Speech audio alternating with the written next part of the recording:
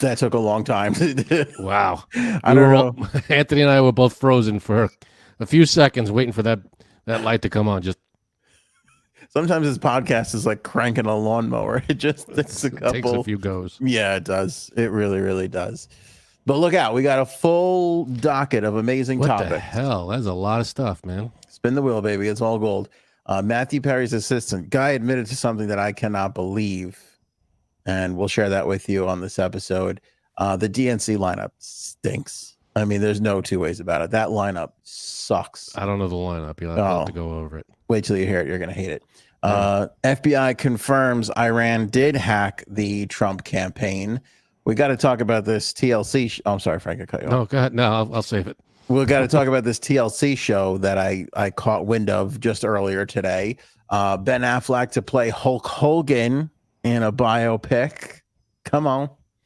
Ceasefire is close, according to Anthony Blinken, which I can't help but think he's missing an H in his name. Has anybody looked into that? Because did you say hey Blinken? Did you say Abe Lincoln? No, Anthony. A Blinken. Hold the reins, man. Do you know that? No, I have no idea what you're talking about.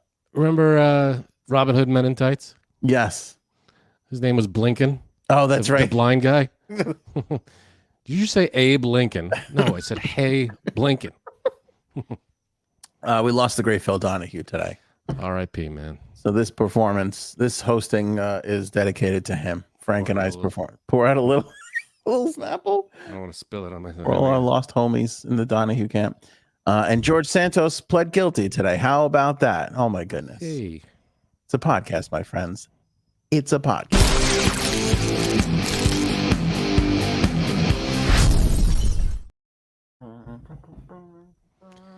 You got to put out that whole song. I know we do. Look at this. Hey. Oval by Aaron Campanella. Beautiful. There it is. On the Amazon. Show everybody how much you're getting with that. Oh, dude, listen, you're paying for this and you get all this thrown in. Look at if you act now and purchase now. It's a read, and it's a great read. It's a great summer read, and for some of us, it's a good 2 summer read because I read very, very got that whole thing going. You know, I got a condition. Page a day. You don't make fun of me for it. No, you read at your own pace, man. Yeah, which is very, very slow. 4th grader level, but that's okay. I might make 5th grade once I finish that book, so I'm really excited about it. Here's hoping.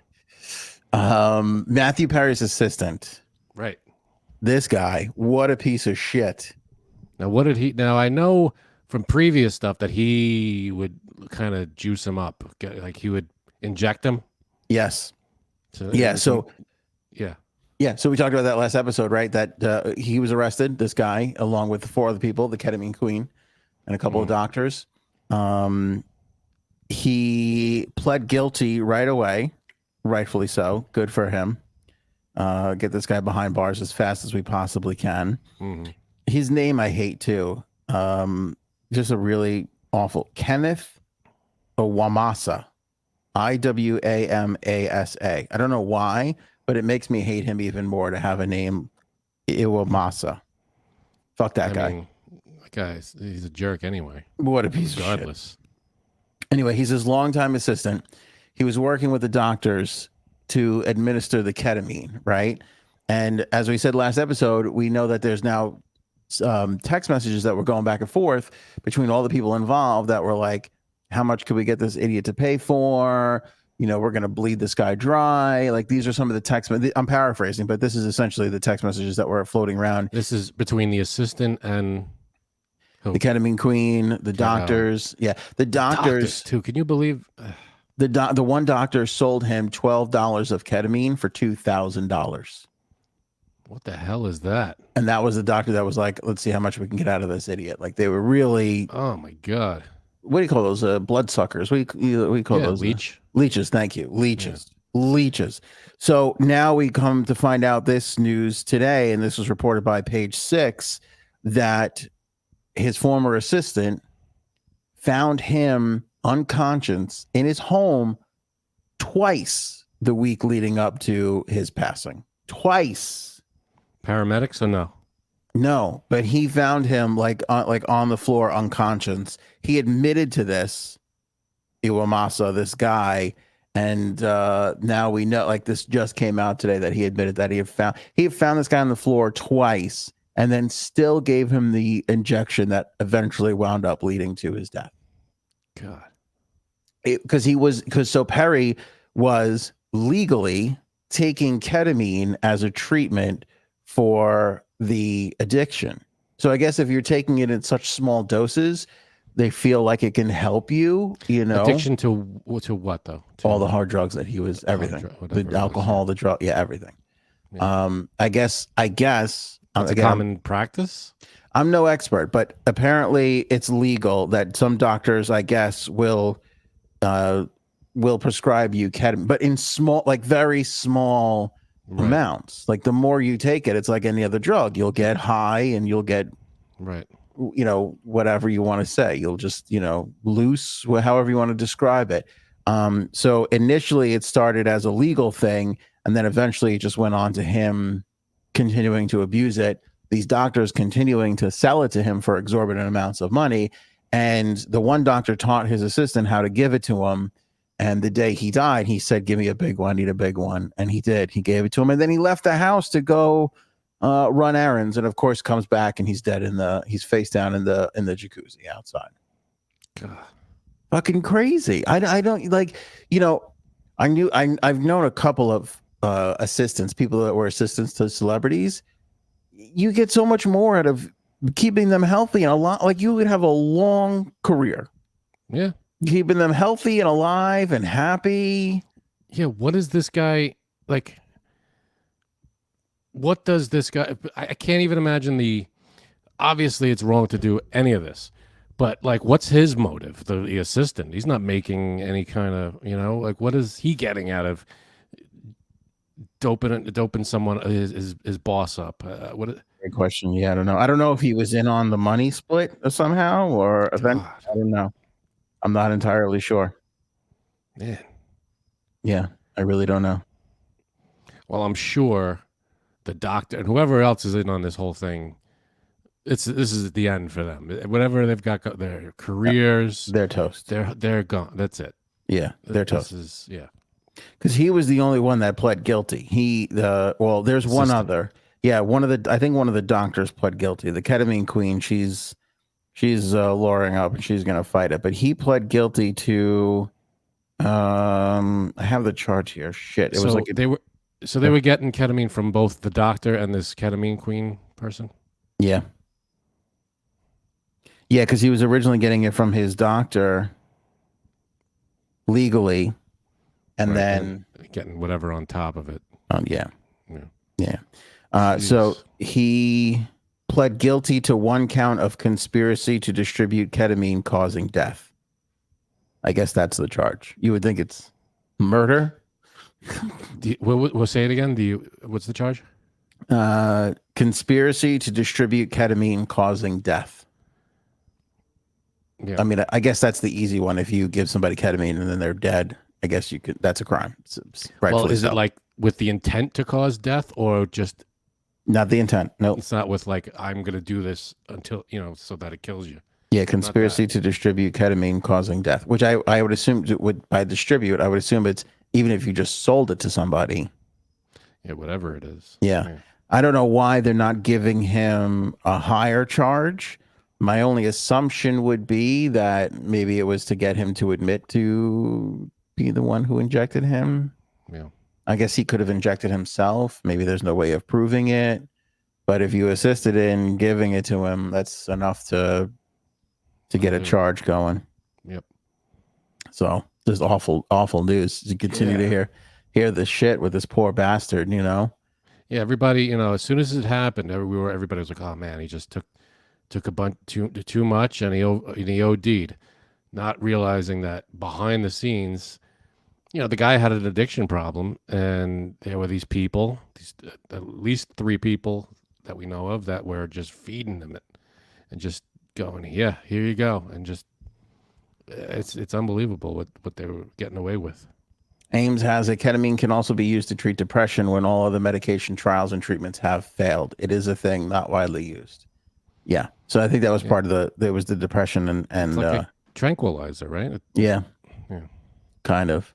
I mean, it's kind of this. They say the description of ketamine is it like distances you from reality, makes you not feel the pain of certain, Right. like depression or whatever. But it's like, isn't that what all substance like alcohol, like isn't that weed? Isn't that what everybody's using it for? Just to take a Yeah. break from the world and reality. It kind of Right. it's tough for an addict. It's just tough Yeah. for an addict. There's no. I hate to say it because I know that there are medicinal things out there, but there's no real strong cure other than willpower and a strong ass network of support. Oh, Like absolutely. you got to have those people around. Like you look at him and he probably could have made it if he had strong people that really cared and loved him around him, but that doesn't work. That's not the case for a lot of people, Yeah, with the assistant, just Well, yeah, these are your most trusted people and they're the ones get like, Yeah. how can you survive? How can anybody survive that? right. You It know? doesn't- Yeah. I mean, it's really tough. I mean, how many times in your life have you said, "Thank God, I got fucking family, I got friends, I got cousins, I got a wife now." You got these people that are there, Yeah. to support you and get you through shit. I mean, Jesus Christ. Yeah. You You need support. You got to feel for people in positions like Matthew Perry's, where he's got some power and some money, and you got bloodsuckers all around, just looking to scoop it on up. That's a tough look. Exactly. Regardless of how it affects the guy. Yeah, exactly. Speaking of tough looks, the Democratic National Convention is underway. Ooh. We have begun. Frank, dare I say, moving forward. Not going back. Marketing. I'm not going back. Here's the lineup for the people that want to know, and you tell me where the duds are, because there's a lot of them. On Monday today, President Joe Biden and Dr. Jill Biden will speak along with former Secretary of State Hillary Clinton and Chicago Mayor Brandon Johnson. Okay. The Big Johnson, as I like to call him, the Windy City Johnson. I heard you say that. I have. Monday's the worst night. In fact, I think Trump slammed Biden they gave Biden. You would think the current sitting president would be in that number 3 slot before the cleanup hitter. You know what I'm saying? Like, I mean, outside of Waltz, you would just think that your sitting president would be. He's got what is he? He's probably opening the show. I don't know. What is he doing? I guess they'll make him open. Yeah, I guess. I don't know what order they're going in. The 4 of them there. I mean, there's a lot more speakers for this, but this is what they've announced. These are the people they've announced for today, for Monday. That stinks. To give the current sitting president the leadoff spot stinks. Like, you want your heavy hitters later in the week. No, it stinks. No, you don't want them in the middle, lost in the whole thing, right? Homer. Yeah, you're a homer. What does that mean? You go for the home team no matter what. Like, no matter what, you're like, the Jets are going to win this year. No, I think you do that for the Mets. I know you do. I know you think the Mets are going to win every year. No, I don't. I wish they would, but you finally learned. They won't. Okay. Yeah, the Rangers too. I get my hopes up every time, and I'm like, they get so close though. There's no. They got to the semifinals last time. I know. It's depressing, isn't it? I know. Yeah, all right. So Obama gets Tuesday night. Second gentleman Doug Emhoff and Illinois Governor J.B. Pritzker. It's not a bad lineup so far. What do you? Well, Tuesday's okay. You got Obama. Good lineup.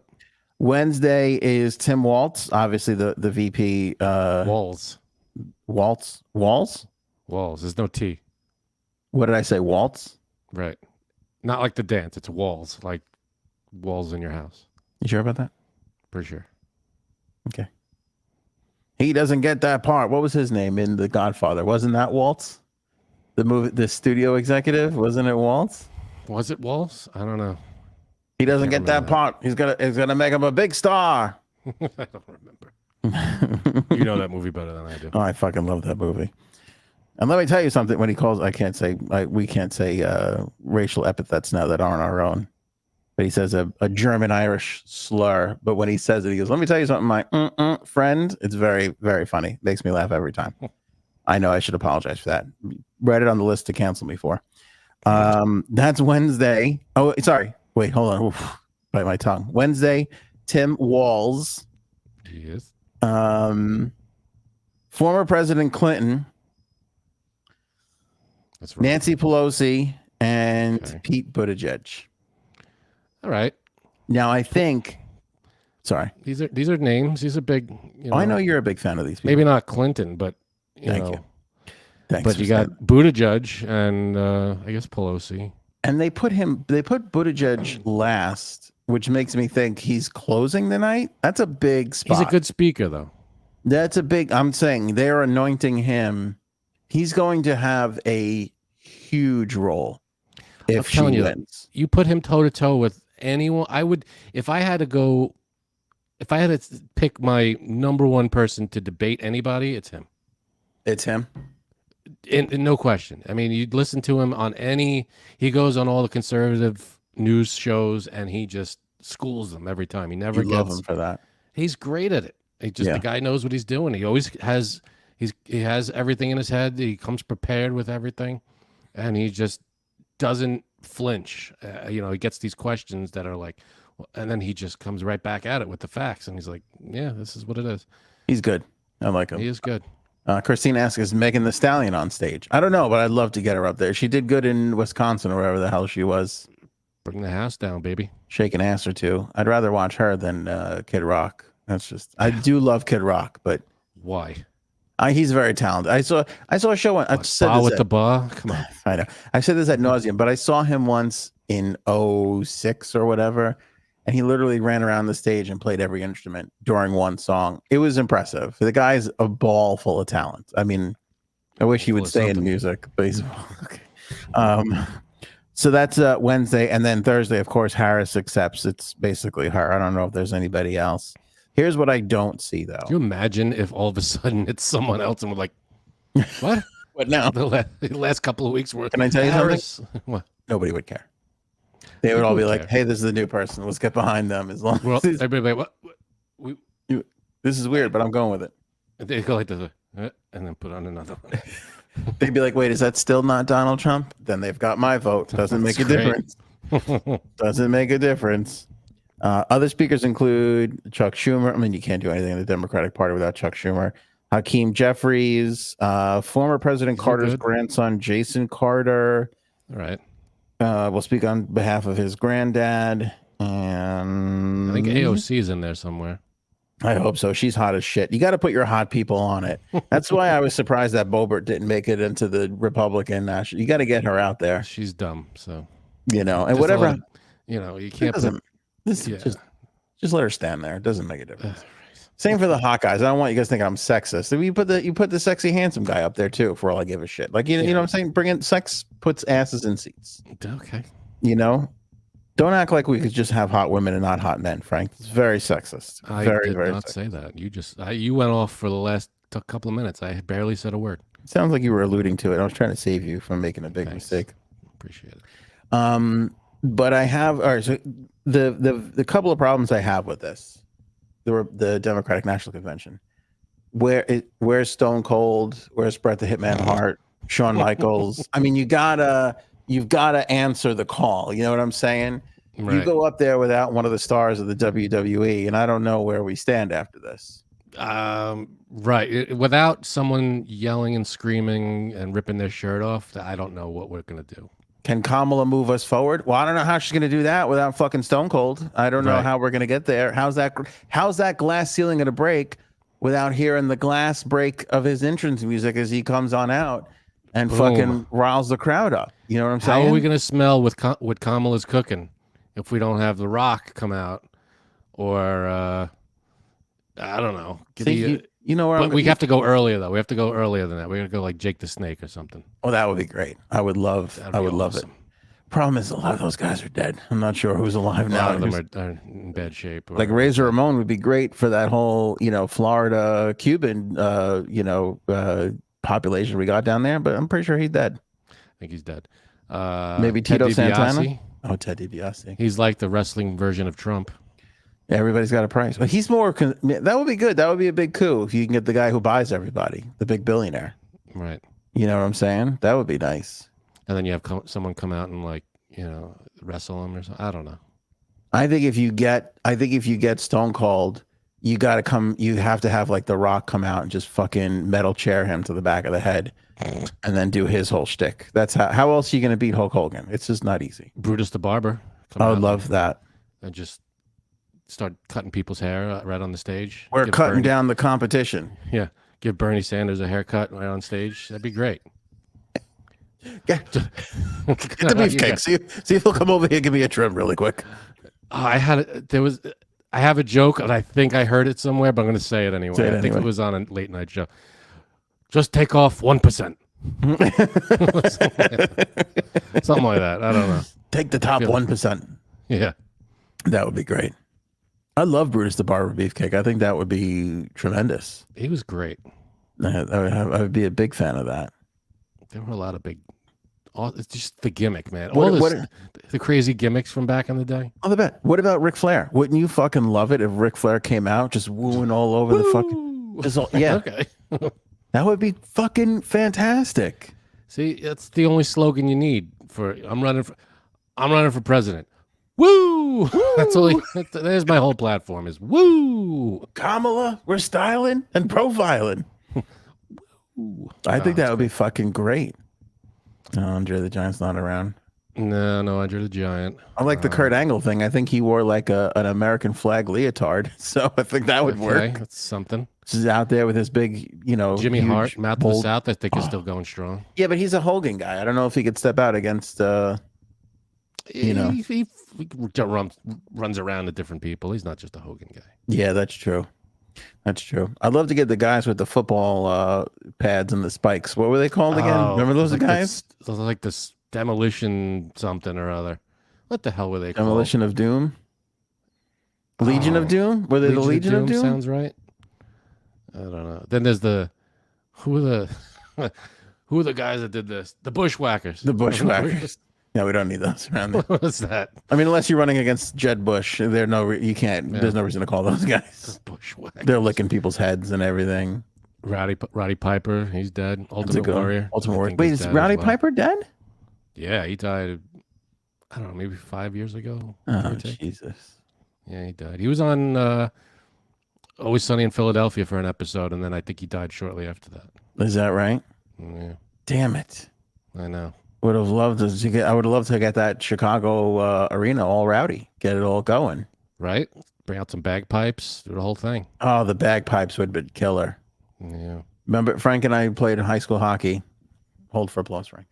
Yep. And for one of the championship games, our pipes and drums band at the school came out and played the pipes and drums.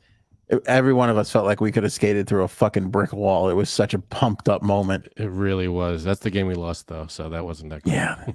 That was not good. Fucking Irish pricks. Game. They jinxed us. Jinxed us. Right. Luck of the Irish, my ass. We lost that game. You're right. We did bad lose idea. That game.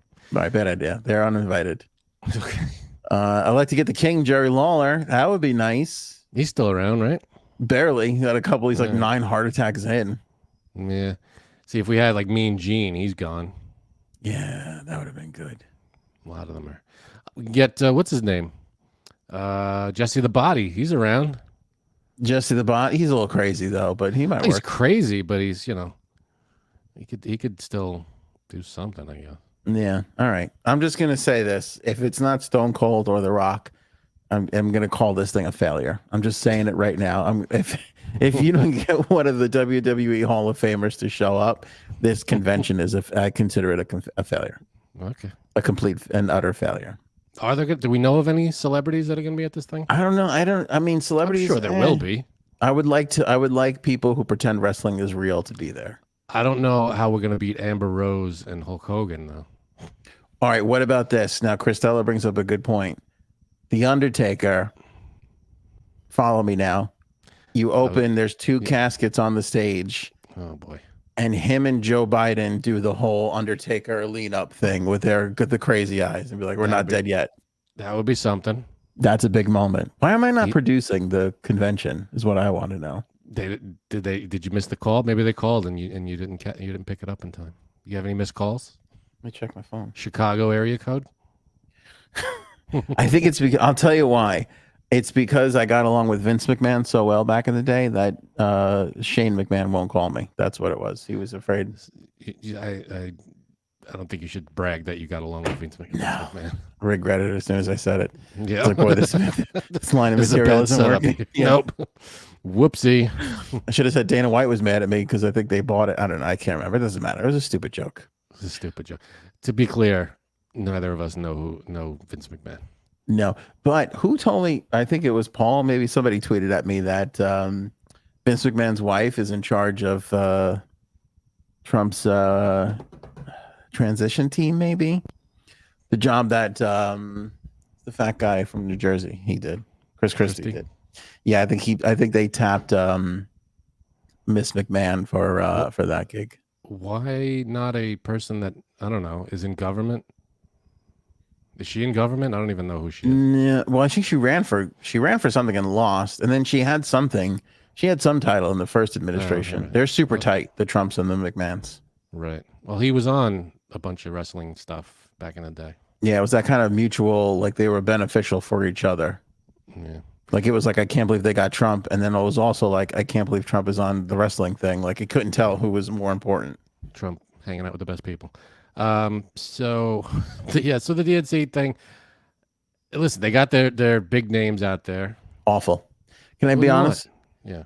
The Clinton shouldn't be there. She couldn't beat Donald Trump and failed. Where's Bill? How's Bill Clinton getting to the convention on Epstein's plane? I mean, give me a fucking.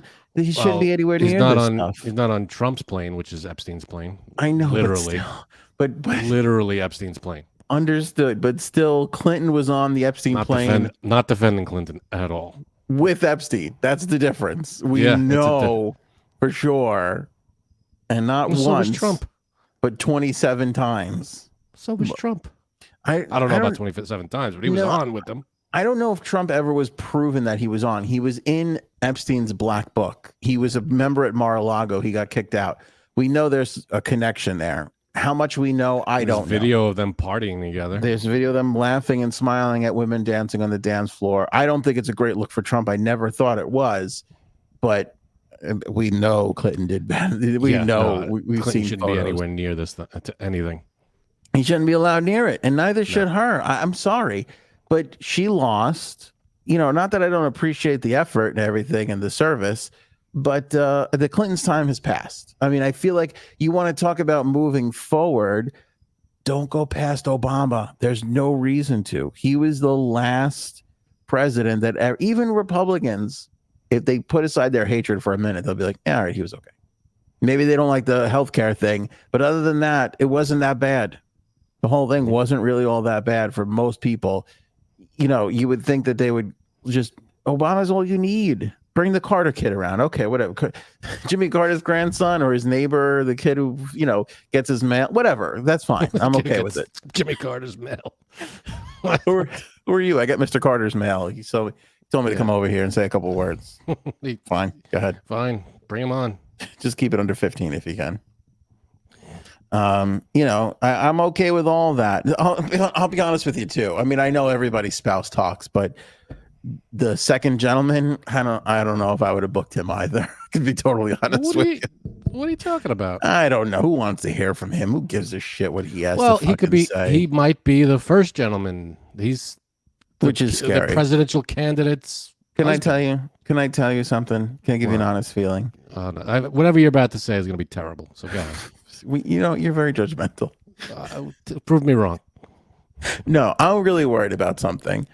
Because every Christmas, no matter what party is in that White House, the first lady always does a wonderful job decorating the White House.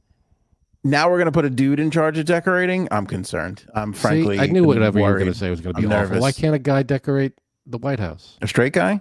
No, I'm concerned about it. I'm very, very concerned.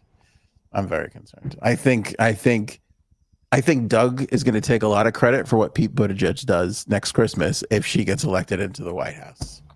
I think you're pushing stereotypes. Yeah, better believe it. All right, I'll die on the hill of this stereotype that a straight man cannot decorate without the help of a lady or a gay dude. I will die on that hill. Man, I'm proud of that stereotype. I don't see any holes in it. Maybe you get one or two, people that get lucky. I would say out of the whole, how many people are in our country? 365 million? Something like that. Four straight men could probably decorate for Christmas. Well, what if And the it'd be first gorgeous. gentleman could be is one of them? Future first gentleman. The odds aren't in his favor. Well, whatever. Also, I think, isn't he Jewish? Maybe. That's another disadvantage. He doesn't even know what he doesn't. I'll trust him with the candles. Well, maybe he'll decorate for Hanukkah. I would love him. I would love it. He can go I'd be like, honey, why don't you go into the Hanukkah area? You go have your fun while Pete Buttigieg decorates for Christmas for everybody, so we can enjoy this holiday. Whatever holiday is going to be decorated, I'm sure the first gentleman can handle it. I'm just saying, let's play a little game called Know Our Limitations. And what the straight man can do is very little. It's very, very little. I'd like him to open the door for her. I'd like him to wave, and then mostly get the fuck out of the way and let her be the star. I don't think that's He's going to be much. the star, but I mean, the guy could decorate stuff. You're talking out of school. You're putting a lot. You want to put $1,000 on that? Because I don't know if you would be so confident if you got 1,000 riding on it. I'm not putting $1,000. I don't think I've ever bet $1,000 on anything in my entire life. Really? Have you? $1,000 you bet? I had a couple of wobbly Atlantic City weekends back in the day when I was making money and not paying much in rent. I think the biggest bet I ever made on one thing was $100. I put on. I remember when a long time ago when we first got to Vegas. The first thing I did was I walked up to a roulette table. I put $100 on either red or black, just to start the week, the week off, and I lost it. And I went, okay, this is gonna be great. I was like, that's it. I don't think any bet I've ever made came close to that. After that, you're mush. Oh, at one time, I was. Well, all right. Have you won after that? I've won here and there, at the tables and stuff. All right. Robin says you should see my tackle box. Does that mean you're neat and organized? That doesn't mean that you can decorate.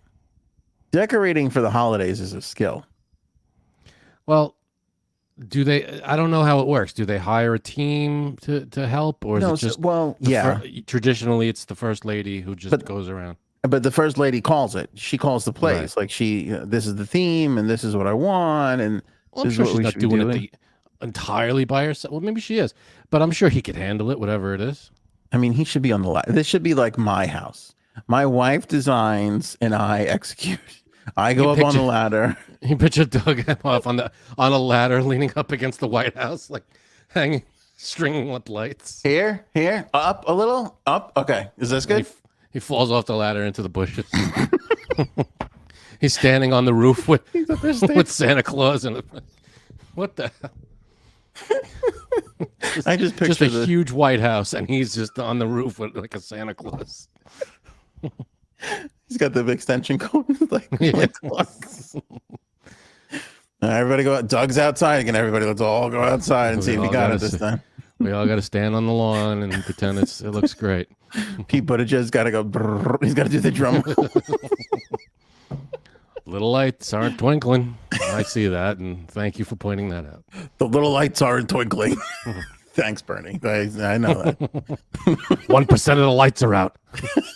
I'm not going to lie to you. The top 1% is not getting the electricity. I would never dream of remaking that film, but I think we might have something here. If we do it with the whole new administration, that would be something else. I think there's something here. I think we get at least 10 people to see this movie. I think that'd be great. More men that can actually decorate for the holidays if we remember our stats well. All right. Anyway, Iran hacked Trump. FBI came out moments ago, just before the podcast here, and confirmed that that's true. Because they have to do that. Because before that, it was just Trump's thought, and then I think Variety being like, "Yeah, we found that to be true too." How did they hack his whatever? They hacked his computers, or what? What did they? Yeah, they're saying that, and they're saying, by the way, and this is why it's a story on this episode. Not only did they hack Trump, but they have turned it up to 11 on trying to get into both of these campaigns. Iran has got a big hard on for us right now. they're saying that they're doing a lot of phishing scams, a lot of social media, like trying to get, like, they know who's on the campaigns and they're trying to do. Linda What? Roth. Oh, no, I can't. His password is password. It's genius. No one would ever think of that. 1, 2, 3, 4, 5. It's the kind of thing an idiot would have on his luggage. That's amazing. Wow. I have that same password on my luggage. Wow, that's the password for my luggage. That's amazing. God.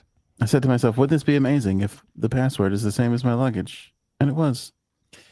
Yeah, so FBI said Iran has sought to access individuals with direct access to the presidential campaigns of both political parties. Such activity, including thefts and disclosures, are intended to influence the U.S. election process, they wrote in a press release.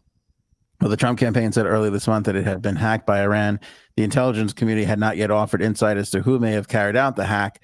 They have now repeatedly pointed to Iranian efforts to influence the election, noting that both Iran and China are increasingly mirroring Russian efforts to push disinformation and sow discord among Americans ahead of the election. You know, we've noticed this too, because you look at our little podcast here, but our numbers have been in the toilet lately, all because of this, because everything that gets Because posted, of Iran? Yeah, everything that gets posted now, if it has Trump or Harris or whatever in it, here's how we can tell this to be true. A lot of the times, let's say we get to 1,000 views in like an hour or 2 hours, right? Of the show. Now we're not hitting those same numbers until like a day or so later. Like if we put out a piece of content and it gets like 5,000 views, like a clip of the show or something like that, it will take another, like we had something out for like 4 days and then all of a sudden it took off. And it's like, where the fuck? Why would it take so what happens there? I mean, why is that? I don't know. I think everything just gets scanned and the bots and the algorithms are trained into what to look for. Because if you think about it, I mean, there's nobody really in control of any of this stuff. YouTube, Facebook, Instagram. Think about the amount of shit that is getting posted every second of every day. And what's to stop it from being somebody who's trying to tear us apart? You know, and that's what most people don't understand who are caught up in this right-left thing that are so hardcore, is that some of the information you could be pushing could be coming from Iran, China, or Russia, and you have no idea. I mean, we know that's what they did during 2016. Well, you have to get your information from reliable sources. You can't just go, oh, I heard this or I read this on some bullshit thing. You know, get it from trusted or at least vetted and multiple sources that you are familiar with, and like news networks that, you know, they might be biased, sure, either side, but at least it's, you know, the call's coming from in the house. I don't know. You know what I mean? Hold on. I'm turning on the convention because. Are we about to watch the convention I on this am. podcast? Robin just told me that AOC is up there. Let me see. Let me judge her. Her looks and her outfit. You're just going to judge it. You're a jerk. She's wearing a blazer, big man. Oh, boy. Hot as all hell. Let's keep this PG, this podcast, can we? Damn, she looks good. She's the hottest. Can we rank our elected officials? She's the hottest. Okay. Who's hotter? Be honest. Who's hotter? No, take politics out of it. AOC or Boebert? Who's hotter? Probably AOC. I'm going to say AOC too. And it just barely inches her out. Just barely inches her out. And she's also way smarter. I would say she's smarter. And that's not a right-left dig. That's just observance. Let's just listen to yeah, one of them. It's not hard to nail that one down. I'm sorry. Sorry, people, but it's really not hard to nail that one down. No, it is not. I'm so glad that Robin brought this up so that we can properly we could take a moment. We don't get to do fashion often, Frankie C. And now we get to. Let's bring this up on the screen here. There's our gal. Okay. There she is. There you go. Okay. I'm gonna give it a 10 for the blazer, but I'll tell you what would have made this outfit so much hotter. A white shirt underneath. Am I wrong? You get a white shirt underneath that navy blue blazer. Now we're in business. I don't know why. I don't know what it is, but I see nothing wrong with this outfit. I think you're just looking for the contrast. The contrast. And you want the blazer to stand out more. Big time. You're a big blazer guy. For a second, I wasn't even sure if there was a blazer there, but it's good. I'll tell you why, and I don't know what else. I like a big gold button on the blazer. I don't know why. I don't see a gold button. No, there's no gold button. I'm saying you were hoping for a gold button. I was hoping for a big gold button, 90s style. You got very specific tastes. Yeah. I don't know why. I think I don't know if somebody took advantage of me and I just have a memory. I'm not entirely sure, but gold button. Just needed just one gold button. Two. Two? Well, one's good, but two is nice. Are they just for show, or do they actually function as buttons? I guess whatever. Doesn't matter. Doesn't really make a difference. Oh, there she goes. Look at that. Look at her. She's always smiling and happy. Oh, the skirt. I could see her being president someday. I wouldn't have gone for the nude shoes, but okay, that's fine. Should we critique the next dude who comes out just to be fair? Because I'll tell you what I think of his outfit too. I don't want people to think I'm sexist. We don't know who's coming out next, right? No. Well, whoever this is, let's see. I'll give you the judgment in 5 seconds. Because you know what people say now? They go, "If I wasn't an actress, would you ask me about my outfit?" And yeah, maybe. I don't know. The problem is dude's suits are boring. You know what I'm saying? Yeah, dudes. It's especially like at the Oscars or whatever. It's a tuxedo every time. It might be a different colored tuxedo, but it's usually just a tuxedo. Yeah, who gives a shit? You want to know why? Because men, most part, don't have taste. Okay, that's why we don't trust them to decorate the White House. There's a reason why the first lady took that away from the president of the United States. You might be the most powerful man on the planet, but don't go near the fucking Christmas decorations or you'll fuck the whole thing up. Okay? All right. That's what the first lady said. You got to get over this, dude. Miss Washington, and we've been following her ever since. Miss Washington. I don't think they were in the White House when Washington was president. You're going on all the wrong details. You're looking at all the wrong. I'm sorry. You got to focus on the big picture here, Frank. What are you doing to me? All right, what's next here? Oh, the TLC show. Okay. All right. Now, is this like No Scrubs TLC? No, I don't want no scrubs. Okay. Because the scrub is the guy that ain't getting no love from me. You got that right, buddy. You got that right. Okay. This comes across my TikTok feed, and it's one of the instances where I will not research, I will not look up, I will not seek to gather more information. I just want to come flying out with an opinion and a discussion. We could have a big talk about it. But apparently there's a TLC show that's called My Husband's Not Gay.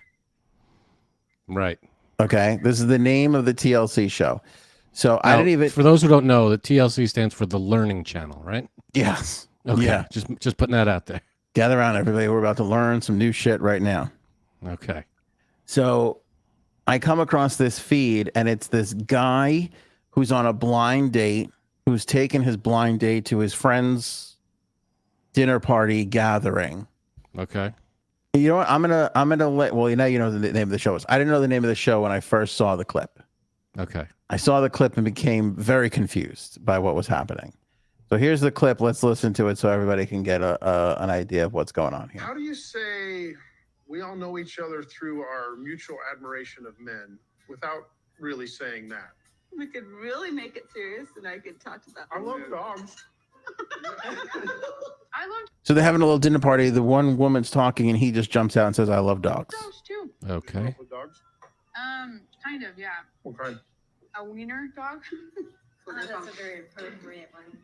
That's the kind of dog you should get, Tom.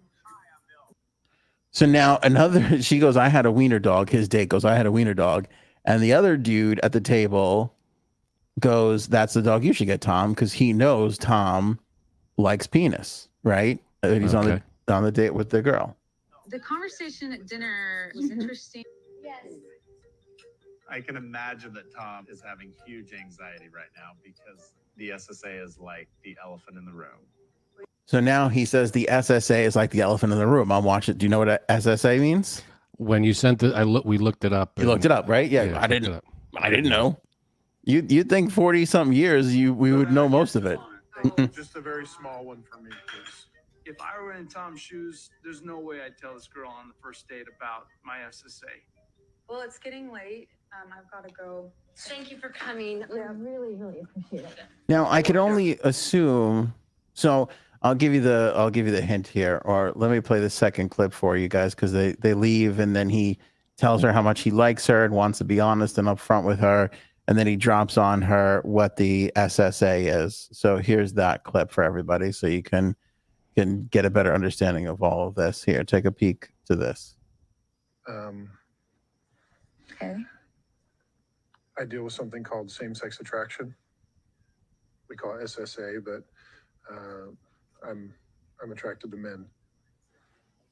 I'm attracted to women too. Right. I wouldn't be on a blind date with you if I wasn't.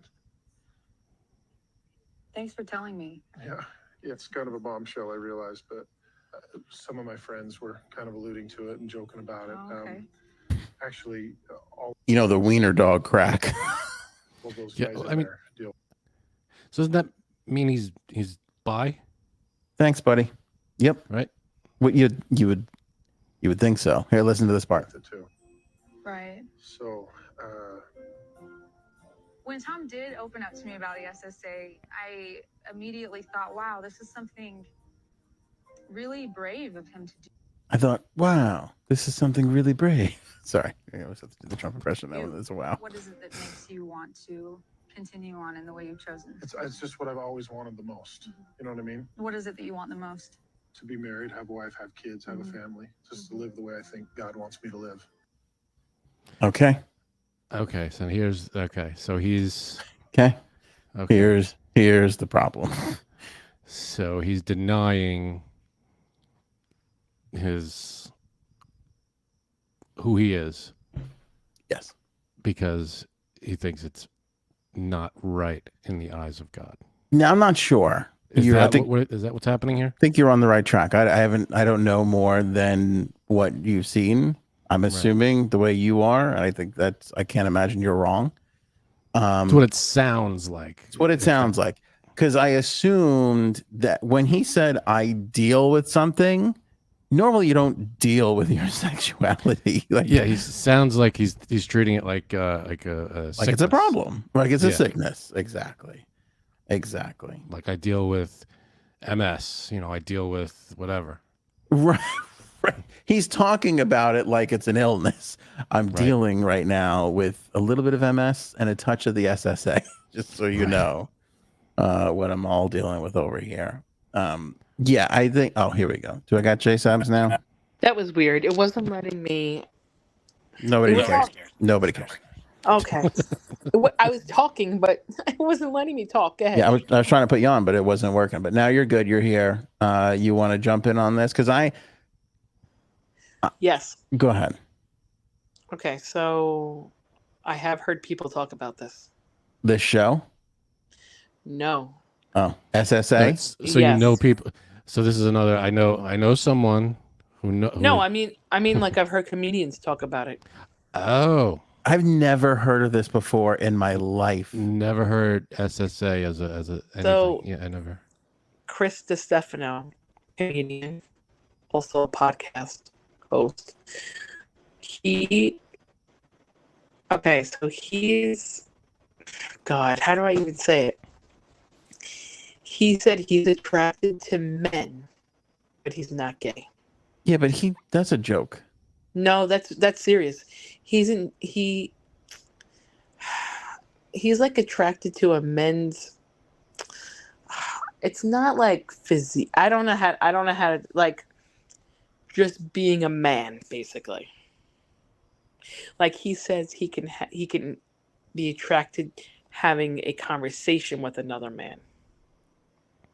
But like sexually attracted, or is he just like I like hanging out with my friends? Yeah, I always thought he was fucking around because he went to the same all boys high school that Frank and I went to, and there was a lot of male camaraderie there that was not gay. But that's what this is, though.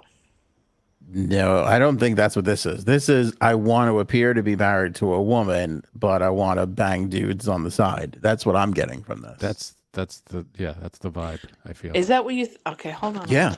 Which is why, yeah, because when he goes, I'm dealing with same-sex attraction, like, you're, listen to me. Yeah, when he says I'm dealing with this, but I want to pursue this Because he said, I life, want to be married with a married, wife family, and yeah. kids.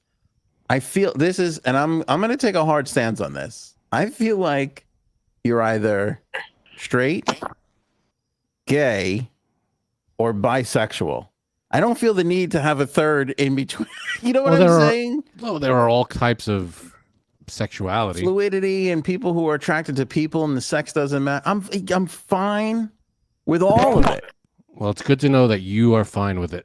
This one I have a little bit of a problem with. Well, but I don't. Okay, so okay, I thought it was something different, but you're saying it's just someone who is basically gay but married to a woman. Well, listen, I have a problem with. Go ahead, Frank. No, if you got something. I have a problem with this guy telling this poor girl, like, I'm dealing with this, but I want to be married to. Listen, if you're going to be bisexual or sexually fluid, I'm okay with it. But to treat your natural instincts and feelings like it's a problem, to not be genuine and true to yourself, I have a big problem with. I hate to tell you, but this happens way more than you think. Listen. And I, in fact, know someone who this is for a fact what this person used to do. I believe it because here's the other thing too. I am aware of the societal pressure in, people coming out and showing everybody who they really are. But at the same time, I feel like we need to continue to put the pressure on to go against that and tell everybody who you are, because you're going to save a lot of heartache, right? I mean, if you deny that you're gay or you deny that you're bisexual or whatever it is, you're gonna take down your partner's whole world. Like I've read countless stories about the person who is like, I'm gay and I'm in a 30-year marriage. I got to just be gay. Great. I'm happy that you've made it that way. But that is something that this past generation, our last couple of generations, have had to deal with, that younger generations should never have to deal with. Well, never. I know, not our generation, but our parents. It's 100% true because, well, a big thing is, if you're Catholic, if you're really religious and Catholic, there are a lot of men. Okay. Perfect example. My friend goes and uses all these dating apps, and he gets messages, if not weekly, daily of, "Hi, I'm married, but I want to try this out," or "Hi, I'm married, but I know I'm gay." Of course. Daily. Well, what about the fucking Republican convention was going on?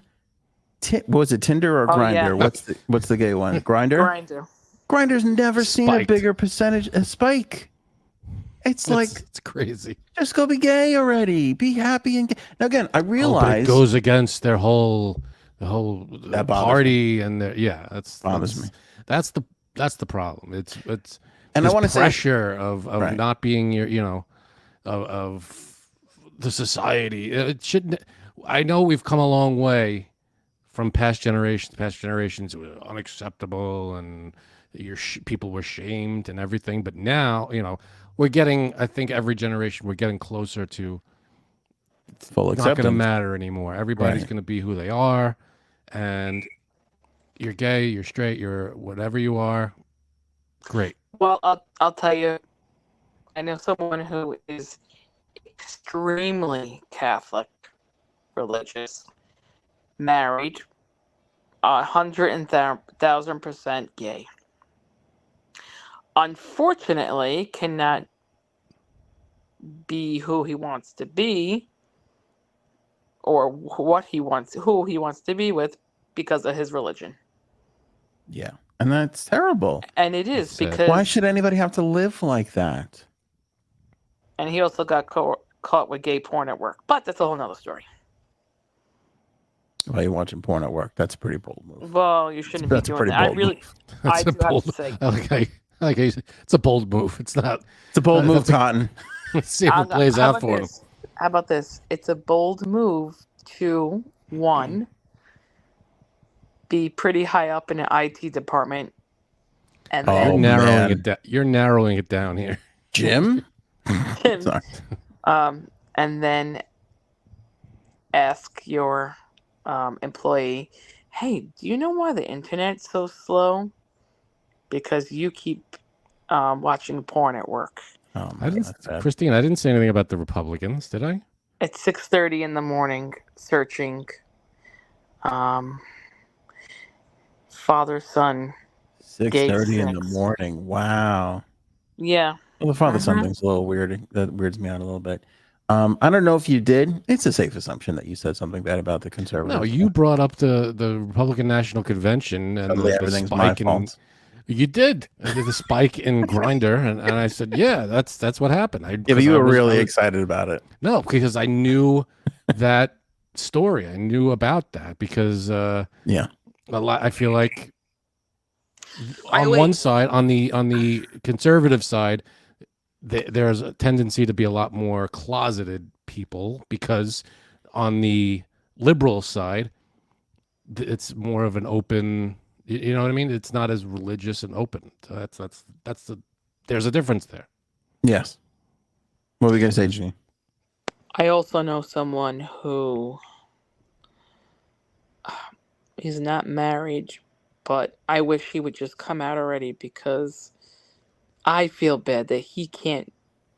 The not married one should come right. Like, you got nothing to worry about. He doesn't want to kill his mom. That's what it comes down to. Why No, but can't here's the thing: I know his family. His parents are not like that at all. At all. So who's he keeping the facade up for?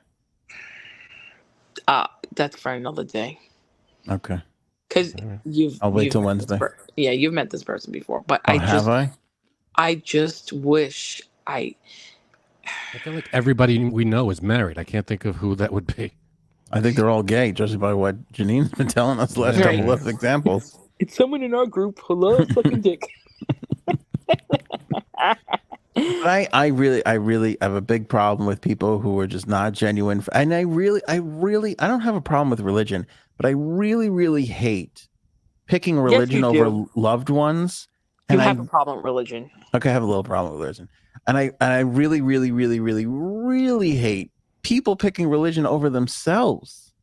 You know, like, make yourself happy. Be happy. It's such a miserable existence to begin with. You got to do what you can to make yourself happy. You know what I'm saying? Like, some people feel so horrible about themselves that they feel like they don't deserve happiness. And that drives me up a fucking wall. It drives me crazy. You know, Yeah, I feel like this is, I mean, I'm sorry, but I feel like this is inconsiderate too, for this guy to be dragging this woman through this bullshit of, like, I want a wife and a kid. Like, look, if you could find somebody to be in a three-way marriage with and you guys are happy, great. But to ask a woman to just be the, what's the word? The beard, and be okay with it while they go off and do their other thing, I think is, look, if it don't bother her and she's into it, great. But I feel like a lot of these women or vice versa, men being put in the same position, I may not be fucking comfortable with it. Like, it's a direct, like, a lot of people are monogamous and believe in monogamy, and this is a direct, you know, slap in the face of monogamy. And it's also unfair to have this, like, I want monogamy, but I also got to go off and fool around with somebody else on the side. That's not monogamy. Exactly. Like, again, you should be able to have your sexuality to whatever it is you want, but I have a problem when you expect monogamy and also want that as well. Like, that's a really tough thing to ask somebody for. But again, and I mean this to be true, 30, 40, 50, 60 years old, if you are having trouble coming out, I give you a pass. It's understandable. You've lived in a time when it was not acceptable. A lot of people still live in that, you know, where people will say the right things out in public, but then you go home and they're like, it's not a welcoming home. It's not an embraceable home. That shit still exists. I just feel like those 20-year-olds that are coming up, like that generation, I hope and I believe should put this shit to bed. Ideally, it would be that way. You'd want it to be that way, but I feel like this still lingering, a lot of, bigotry and just this, I don't know, what do you call it? Like, just looking down on people feel ashamed or something. It's still there and it shouldn't be. I feel like this is somewhere where we could really help as a podcast. I would love to call people's families and loved ones and be like, guess what? Jim's gay. He's fucking gay. So fucking gay. Yeah, but that's the thing. That's not them coming out. That's you doing it for them. 6 in one, half a dozen in the other. As long as they get maybe the across. I get that, but I feel like there's got to be. I don't know. Is it like a catharsis for someone to be able to go to their parents and say, maybe. I could feel out the parents. I'm saying I can help. I don't know where. But I feel like I can get in there and help out and mix it up with everybody. Yeah, I don't know how I don't know if there is this is the right way. It's probably different for everyone, how you go about it. I'm offering the podcast as a fully customizable, way. If we got to take mom and dad out for dinner, fine. If it's just taking dad and a couple of his bigoted friends out for a beer and a ball game to get them, whatever we have to do, I think we can make it work for people. I like it. So what you're saying is you'll help my friend. I would love to help your friend. That would be great. I wanna help. Oh, God. Can I tell you something? I feel like, and I don't want to, Frank, you'll correct me if you think I'm coming off wrong here. I think I get most of this done in 45 minutes. 45 minutes to an hour. You're gonna run at it like because it's not your. You're just gonna be like, all right. Bottom line, here's what's happening. You're not gonna be delicate about, because. I mean, it shouldn't be a delicate. Ideally, it would be the same treatment as if you said I'm straight. Perfect. That should be. I could be delicate. You can be, sure, but I feel like with this, you're going to be like, all right, let's cut the bullshit. This is what's going on, and you got to deal with it, or else you're going to lose your son or your what I think. I'll tell you what. What I think would be the hardest part is finding out who the problem is. Is going to the gay person and figuring out who we need to help. Who you know what I'm saying? That's not the hardest part. I feel like they already know. They know. I bet you the person. Yeah, but I bet you some of them would have a hard time. I'm sorry. I have to go eat my 90-cent ice cream cone. 90-cent ice cream cone? Today's Carvel's birthday, and whoever's still up and it's still open, you can get a small cone or cup for 90 cents. Oh shit! Where was that info at 3 o'clock? You were texting all sorts of stuff I couldn't care less about today. You couldn't throw that in there? That's a really good point. I thought you would have known. I thought it's also a good point. There was a lot of people wearing Crocs today in there. Usually on the ground floor of these ice cream things. Hold on, really? I didn't check the Croc network.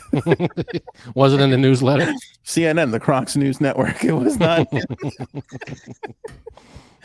Oh shit! So now we got to sit here while you're enjoying a delicious fucking. Let me tell you something else, Frank. Wait, did you get it yet, or you have to go get it? I already got it. It's in the freezer waiting. You put an ice cream cone in the freezer? What the fuck is wrong with you? I put it in a cup. So what's the point of the cone? You gotta. Is it soft serve or regular? It's soft serve. Oh. So now it's frozen though. That defeats the purpose of soft serve. A couple minutes, you'll be all right. Though. Yeah, a couple minutes. That's all right. Did you notice this, Frank, in the Discord? Half the audience has Reese's Pieces for this fucking episode, and I'm sitting here. I got a water and a rock. I love Reese's Pieces. Reese's Pieces is very underrated. It should be right there, neck and neck with M&M's. Why? What do you think the biggest candy is? It's probably M&M's. No. You think M&M's is bigger than Reese's? Yes. Probably, yeah. Because M&M's, you get those huge bags. Those family size, whatever. I never see that for Reese's. Like Reese's Pieces or Reese's Peanut Butter Cups? No, Peanut Butter Cups is a different thing. I'm talking about Reese's Pieces. Versus M&M's? It's not as popular as M&M's, but they probably should be on the same level. Yeah. Peanut Butter Cups are amazing. They're in a league of their own.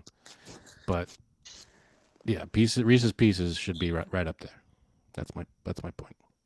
They should, the same things that they're doing with M&Ms, they should be doing with Reese's Pieces. I have no idea what caused this comment. I gotta go back and read what's Good happening. Lord, that's hostile. I don't know what it could be. Friendly fire. I don't know. I did say a league of their own. Oh, piss in your hat.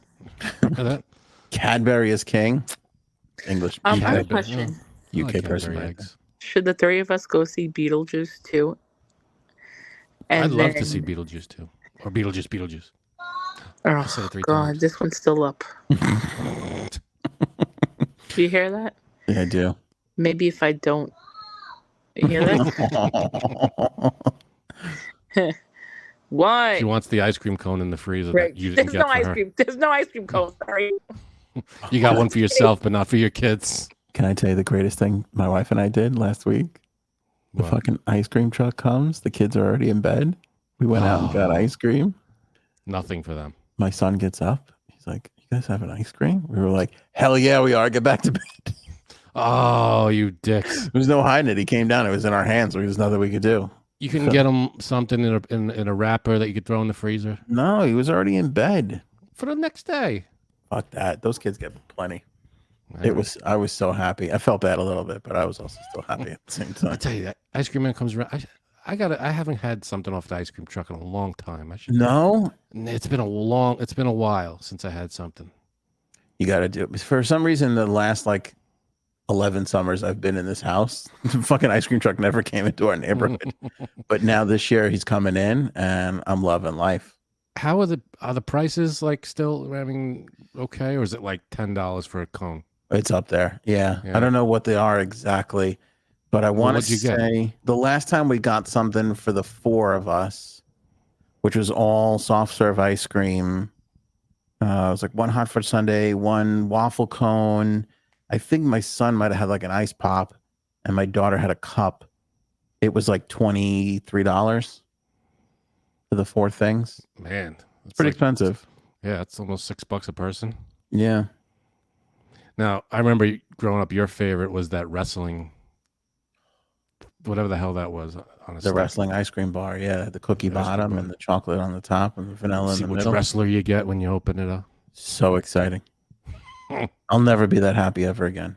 Never. That's nice. Even when we get the new TLC show where we tell people's families that somebody's gay, which is, I'm still not going to be as happy as I was in that moment. Coming out with AOA. Yeah.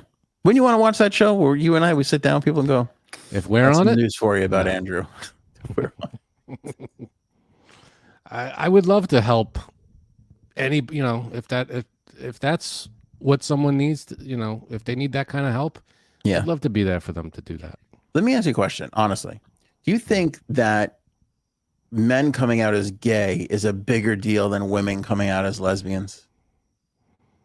What do you mean bigger deal? Like it's like Like, meaning like, okay, if you're worried about your family and what they think, like from a bigotry just- standpoint, don't you feel like the dudes have a harder time than the women? I don't know. I don't know. It's a good I question. also think, here's another question, that opposite sex plays into it, where like a gay guy might be more worried about what his mom would think. You know what I'm saying? And then a lesbian might be more like worried about her dad and what he might think. I have no idea. That's a good question. I would I don't love know to what the consensus is on what that. the numbers are. Yeah. Yeah, no idea. I'm curious as all hell. But anyway, I wish everybody would just be themselves. I can't believe TLC, give them credit. They're just like, is this a dumpster fire? Let's put fucking cameras on it. Like, and now, okay, here's the other thing that we didn't talk about. There's a whole fucking group of these people. They're all gay dudes with wives who are all found each other and comfortable having fucking dinner parties. Do they not? I mean, and they're all what, denying or like okay? I mean, I guess they say They're talking about SSA like it's an affliction. yeah. I mean, well, that's true. That's not good. But they're saying that they're into other guys, so that's a step. But they're still not, fully saying what. I mean, unless that's it. Unless they're bi, and they're some of the, if not all of them, maybe some of them are bi, and they're just like, this is what it is. or if they're gay and they're like, well, I can't be gay, I have to be this. So Yeah. It's I don't just know. it's Depends on each person. Did you see the way that one dude zinged the other dude? Like, maybe you should get a wiener dog, Todd, or whatever the fuck his name. It's like, oh, I just feel like it's insulting to. Okay, here's the other weird thing. You bring a date to a dinner party where everybody is in on it except for the date. I feel That's like a that's little bit of an ambush. Yeah, and alienating. Yeah, and plus, did she? What was she told? Those cameras were there for. Yeah. We're gonna go by my friend's house for a dinner party. Also, TLC is gonna be there filming. Yeah, we're not telling you why. Yeah. Don't worry. Don't, just ignore it. Like they're not even there. Why? What is this about? Is this? Should I be worried? No. Don't give it a second thought. You're gonna have to sign this though. Yeah. Okay. I think that's fucked up. Early on in my relationship with my wife, she took me to a dinner. Not a dinner, but we went to the diner, and a dude who had a crush on her happened to be there, and she didn't tell me for 3 weeks, and I still haven't forgiven her for it. So, just so you know, TLC. I think you gotta let that one go. No, I don't think I do. I don't think I do. In fact, she just walked in the studio, but she's got headphones on. I thought she was hearing this, so I could strike up that fight again. Now it's not working. I think you should probably let that one go. Come on, I think you won. If you, no, it's not. No, it's not. No. You out-kneeled him. There's an episode in The Office where Jim and Pam are fighting and they're married and everything, and he brings up something from before when they were dating, and she's like, I have 2 kids with you, right? And it just makes me laugh every time because it's like you never get over these things. It's that's ancient, whatever the hell. But if you ran into some dude and your wife was like, oh, this is Jerry, and we used to hang, this is Jerry, old friend, and then you find out later on that she banged Jerry, that wouldn't piss you off? Well, is that the case here? Is that what? I mean, you said that he was just attracted to your wife. Yeah, that was it. I mean, that's what she told me. Who can trust that whore over there? Bang, what are you talking about? If you found out she banged, I mean, you took that to another level. I can't trust my whore of a wife and what she tells me now. Good Lord. You never really know. I trust my wife to tell, with anything she says or does. Let me tell you something. Those AirPods those noise canceling AirPods. They are fantastic. They're doing miracles right now. I have no problem with anything my wife tells me. It's a joke, everybody. I don't think my wife is a whore. You're lying. You're lying. That's a lie. Okay. You believe everything your wife tells you? I trust her, yeah. If she tells me something, I take it as fact. As word? Yeah. Okay. I trust her 100%. 100%? Yeah. You don't trust your wife 100%? More like over 100%. Some people say 200. I don't know. We have the best people. They say 200%. I came in here. I said, "Wow, 200%. That's a lot. It's pretty big." It just goes to show you the percentage that I love and trust my wife. What was that? Never mind. Let's not bring it up. I was going to ask you what he was talking about when Kamala was drawn on the cover, and he was saying how she looked like. It was a drawing, but she looked beautiful. She looked like the great first lady. Melania. What was he getting at there? I have no idea. I think it was almost like he wanted to say she was beautiful, but didn't want to give her a compliment. I don't know what he. I don't know. I don't know what he was trying to do, but it was weird. Why Frank gets bamboozled? What does that mean? I don't know, but Linda Ellis brought up Danny Cordray, and I appreciate that Office reference wholeheartedly. Never. I don't know. Okay. Why Frank gets bamboozled? Oh, in other words, I trust too easily. No, my wife does not bamboozle me. You trust everybody except for Donald Trump. True. Yeah. Yeah, I do. Okay. Everybody but him. I can't help but think about that ice cream in the freezer. That's not as good as when you just get it. Do you still have ice cream in the freezer?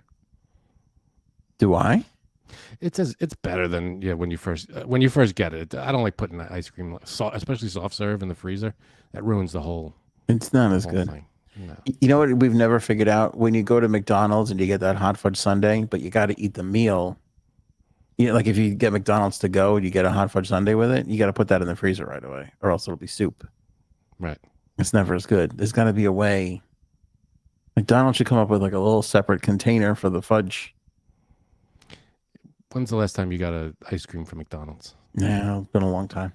All right then. But I'll tell you that Mr. Softy's got it going on. That fucking, there's something so innocent and wonderful childhood reminding about just getting that ice cream at the fucking at the Softy truck. I loved it. I just felt alive. Because you're looking up at the guy, at the person serving you. You're like, Yeah. Can I have?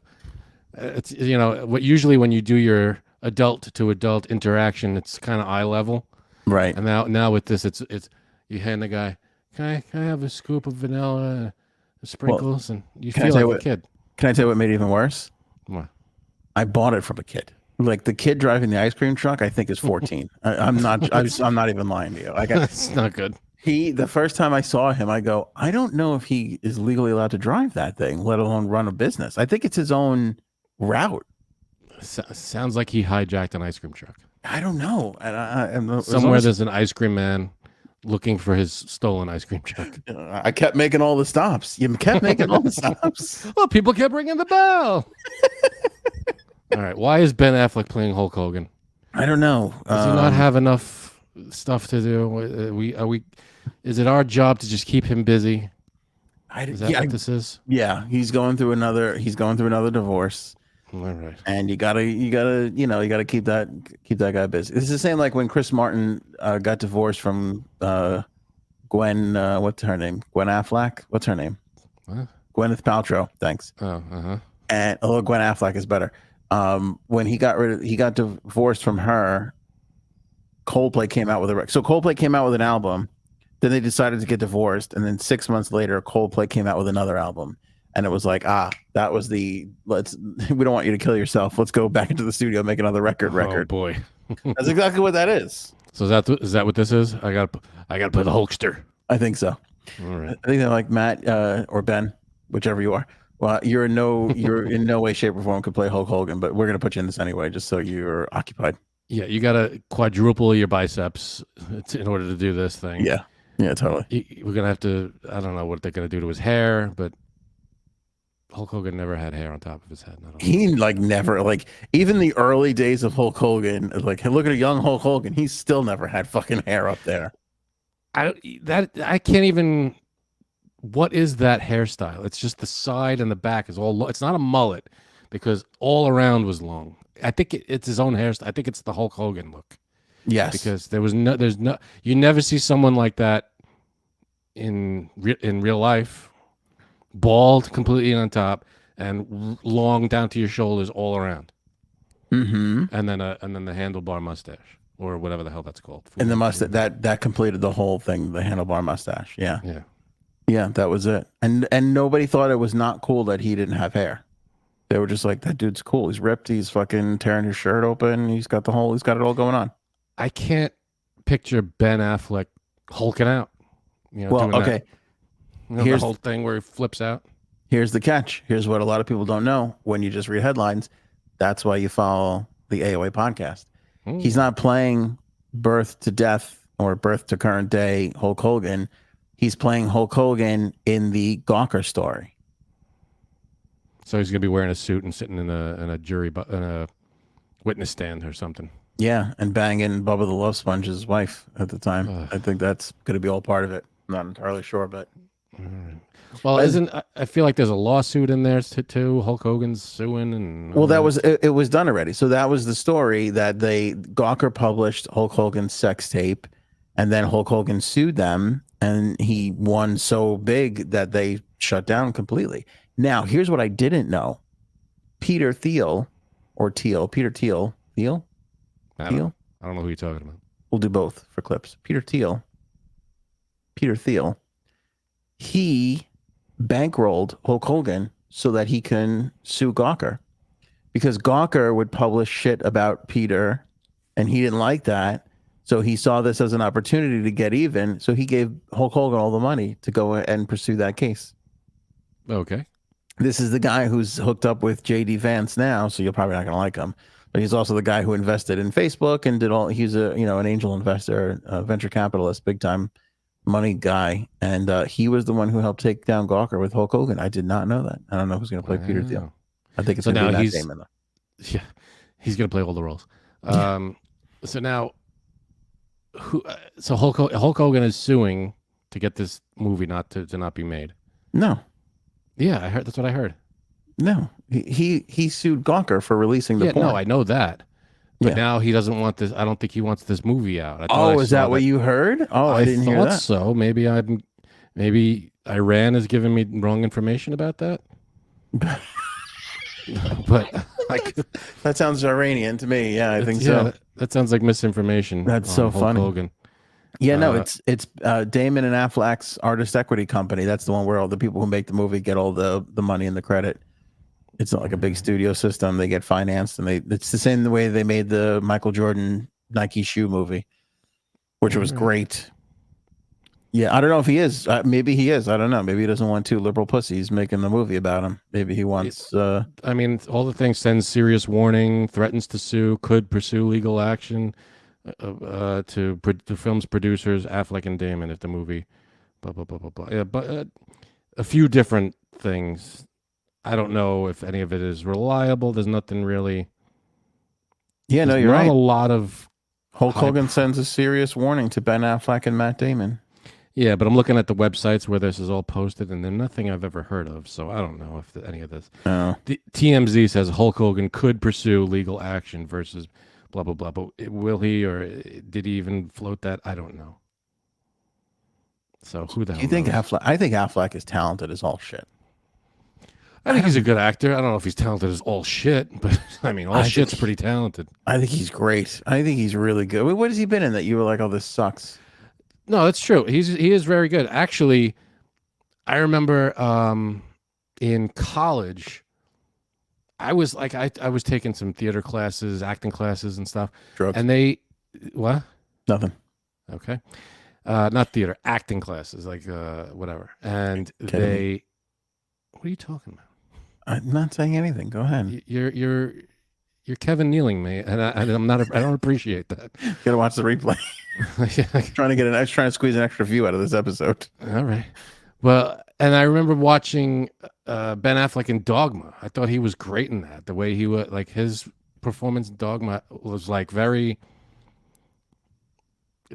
inspiring, I guess could be the word. Like it was very powerful. I was like, holy shit. Is this really But- Frank, or is this Iranian Frank right now? This is You're Iranian. you're giving But- Ben Affleck and Kevin Smith credit. I can't believe. I didn't give Kevin Smith credit. I gave Ben Affleck credit. Okay. I thought he was very good in that. Then again, you watch something like, what's it called? Good Will Hunting, and I'm like, ugh. Why do you hate Good Will Hunting so It's much? stupid.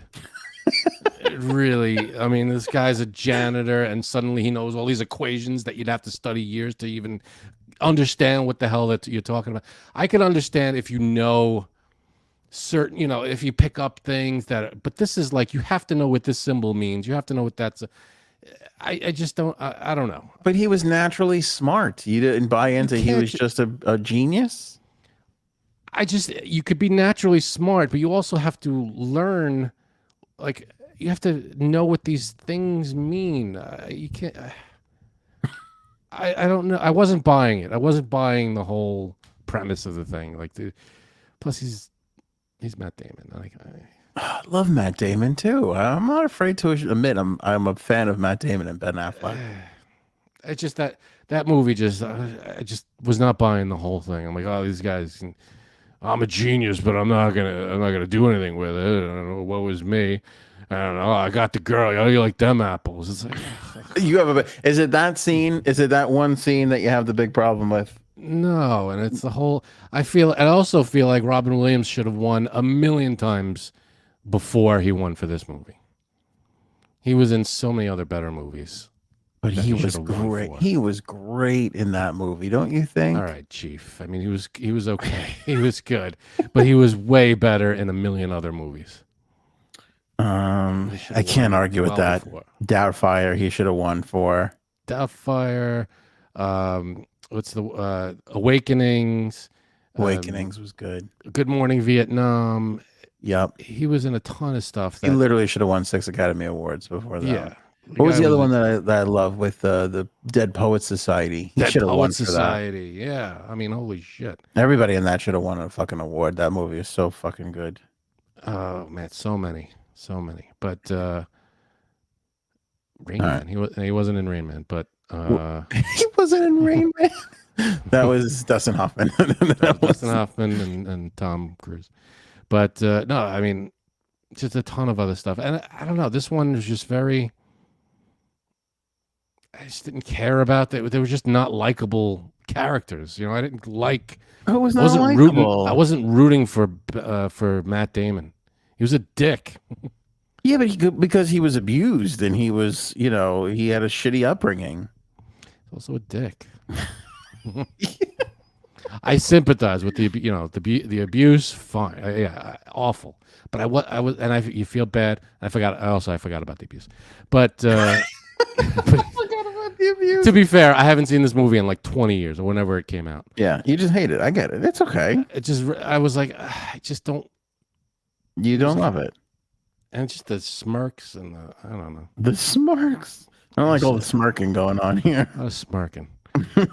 And you're allowed. I guess you're allowed to be a dick if you were abused, but still, he just rubbed me the whole thing. I was like, I can't get into this movie. You bring up a good thing of like what movies just fucking rub you the wrong way that you just cannot get into. I can't. There's plenty of those that drive me fucking crazy. Yeah, I'm not a huge. I know you are the exact opposite, but I'm not a huge fan of mafia movies. And I love them.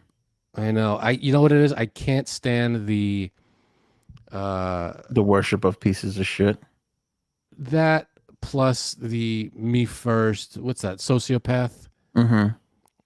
And the hypocrisy of mm-hmm. I'm Catholic, all this stuff. I go to church, I baptize my son, but then I'm going to kill a bunch of people and then rob everybody. It's like, what do you want me? Am I supposed to root for you too? I can't do it. It's just those movies rub me the wrong way. Then again, on the flip side, there are movies that people hate that I'm like, I could watch this movie. I have no problem with this movie. Like, remember The League of Extraordinary Gentlemen? Yes. Everybody hates that movie. Terrible. I don't mind it. You love it? I don't love it, but I thought it was good when I saw it. I was like, oh, okay. It was on for a while. It was like on TV for a long time. Mm-hmm. Back in the day when HBO would run the same movie over and over and over and over, and that's all you had was HBO and whatever. I was like, all right, I could sit down and watch, because it was, you got vampires, you got the Invisible Man, you got Jekyll and Hyde. It was fun. It was a fun, stupid movie, but everybody hated it, and I was like, I guess everybody hates this. I didn't know why. I do like movies where, like Shrek was big with this, where they bring in multiple characters from different worlds and put them all together, and it works really well. Right. Yeah, they did that. There's a few movies like that are really good. Like, you ever see Van Helsing? Nope.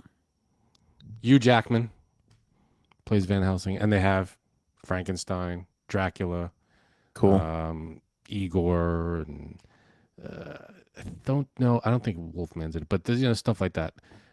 Also, you ever see what's that? Monster Squad? Remember that old movie from like the 80s? Fred Savage? No, that's Little Monsters. That's Monster Squad.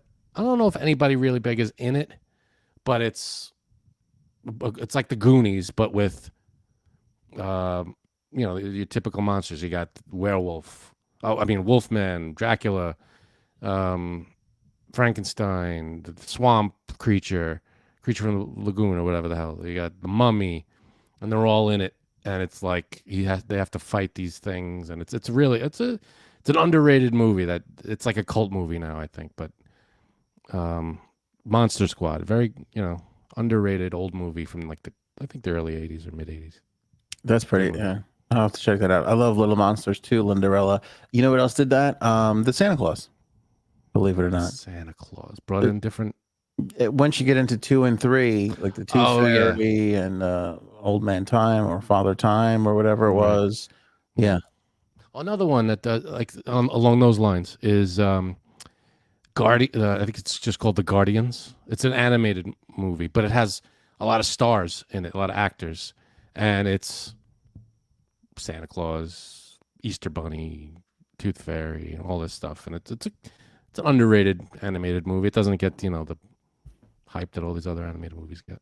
You know, what you just reminded me of. Speaking of animated movies, where else does this happen in a big way, which you'll never, ever, ever see ever again? Remember the animated movie from our childhood? Not Roger Rabbit. Roger Rabbit. Half animated. Mickey Mouse, is it? Mickey Mouse, Bugs Bunny. It's Warner Brothers, Universal, Disney. Who is that? You're never going to see that ever again. Donald Duck and Daffy Duck fighting on stage. Yeah. Yeah. Two different companies coming together. I don't even know. I know there's a story behind how that happened. I think MGM was involved in it somehow, but yeah, that's a fucking, you'll never get anything like that. That was great. And they're all just in Toon. What was it? Toontown? Toontown. That was they don't make movies like that. That was such a good movie. You know what I appreciate is practical. I mean, I know CGI makes things look complicated and crazy, but when you deal with practical effects, like Ninja Turtles, the old movie with when it's actors wearing suits instead of the Ninja Turtles movies we got today with the animated, CGI stuff. It's like, give me the guys in suits any day. I agree. We're okay with suits. We can accept a suit. I can accept the turtle suit. Yeah. Same way we accept makeup on an actor, instead of like the CGI stuff. Because the CGI, I mean, okay, I guess it serves the purpose, but it's so fantastic. It's unbelievable. Like they're jumping from one roof of a building in Manhattan 30 stories down to another roof. It's like, can you though? Then what are we worried about? We're not worried about these there's no threat when they can do that. We're not worried about the turtles getting hurt in some way. Remember the turtles in the suits, they were vulnerable. They were, because they felt relatable. They felt like they were actual people. This feels like they're cartoons, so you're not really worried about them. Christine says, Vanilla Sky, never understood that one. I guess you have to be drunk to get it. I don't remember. Never saw that. Tom Vanilla Cruise, Sky right? is Tom Cruise, and I think Cameron Diaz and someone else. Yeah, I don't know that one very well. Never saw that. I'm trying to think of a movie that just pisses me off that I don't want to watch. Like the same effect that that has on Good Will Hunting has on you. I have another movie that pissed ahead. me off, only because it's long and boring. Otherwise, I guess if people like it, whatever. It's Zodiac. There are two movies called Zodiac. Mm-hmm. One's like an hour and a half, which I don't think I've ever seen. The other one is like 2.5 hours, 2 hours and 45 minutes. It's incredibly long. It's got a lot of people in it. I think Robert Downey Jr., I think Mark Ruffalo's in it, a few other people. But it's so long and boring. It's just the investigation and you're in the police precinct and they're getting letters and I'm like, oh God, catch this guy, don't catch this guy. Let's just move on with this. Roll credits, please. I can't. We know what happens at the end. We know they don't get him. So let's go. It was such a boring movie. I like that. That's a good question to put. I want everybody to put this in the description. What movie do you just automatically hate? Like what movie that you just start watching and you're like, no, I hate this movie. I don't know. This comes up all the time because it's the only movie I thought about walking out on. The one with Jack Black and Ben Stiller where he invents the poo be gone. Oh, Envy? Envy. I hate that movie. I'll never watch that movie ever again. That's one of those movies that everybody hates that I can tolerate because it's stupid and funny. It's because Christopher Walken is a nut job in it. Yeah. And Ben Stiller falls to pieces in it. And Jack Black isn't full Jack Black potential in it, but it's okay.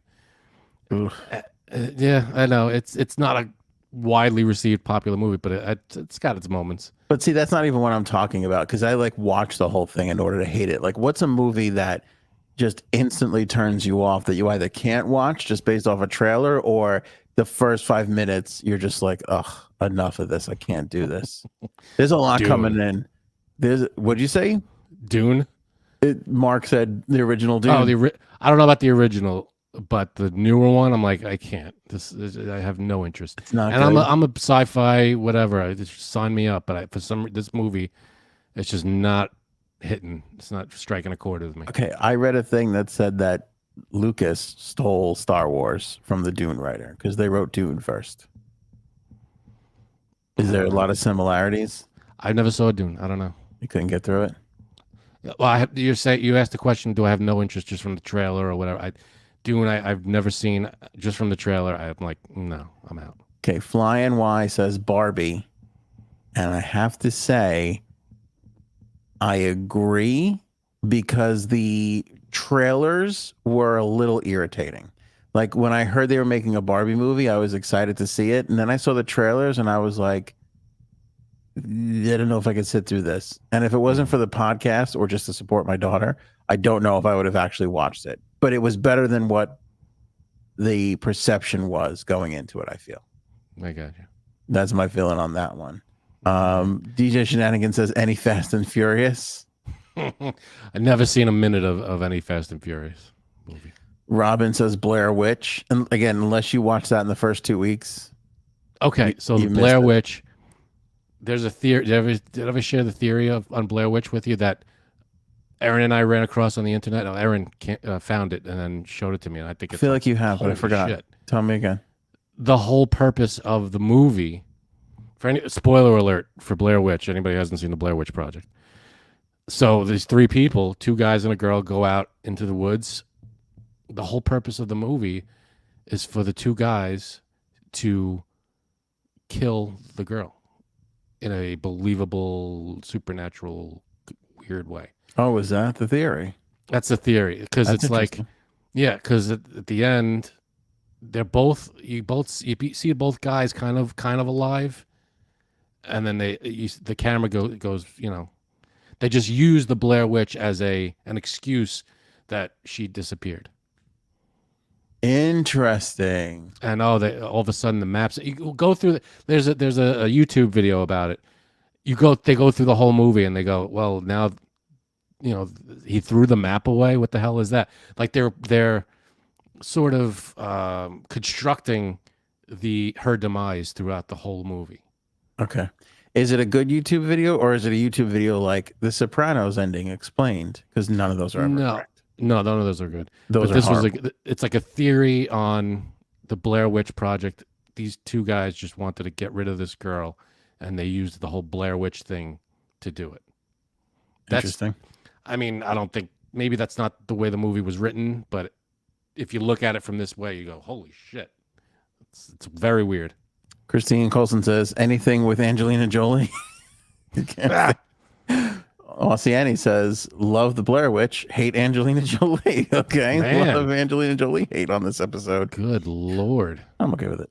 I like her, but I'm okay with other people hating her.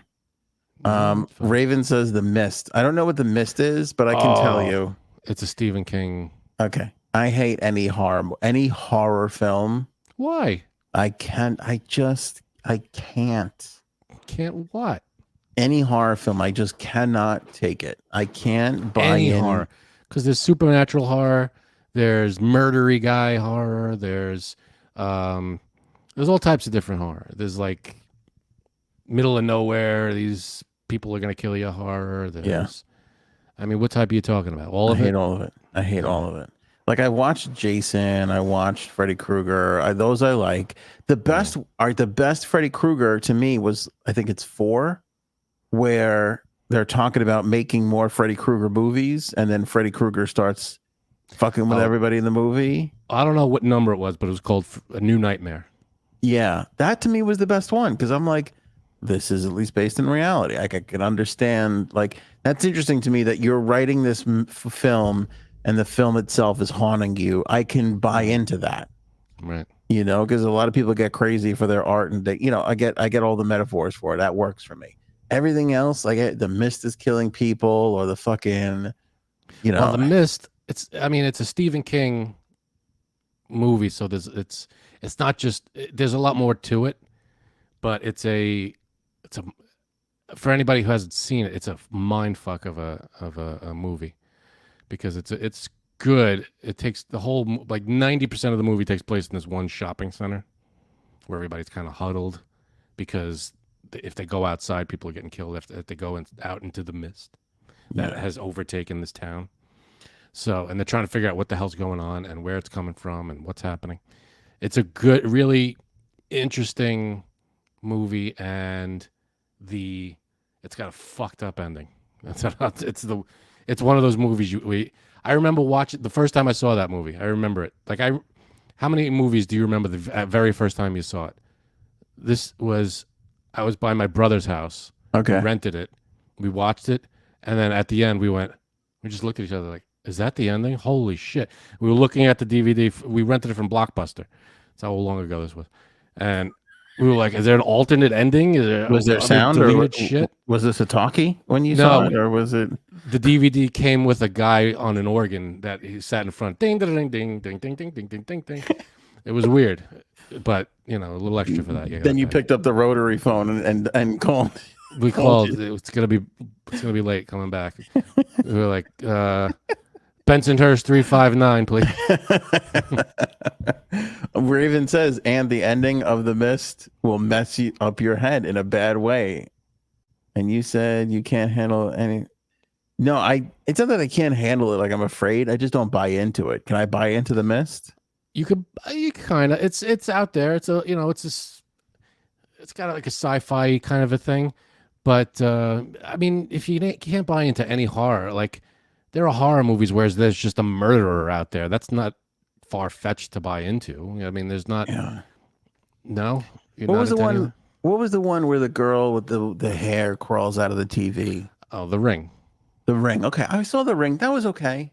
What was the one? That's the most far-fetched one out there. Yeah, it was terrible. You watch a tape and a thing comes out of the TV. I was into it. I don't know. Listen, I've never watched that movie ever again, but I was like, all right. I get it. There was some moments. I think because just scared.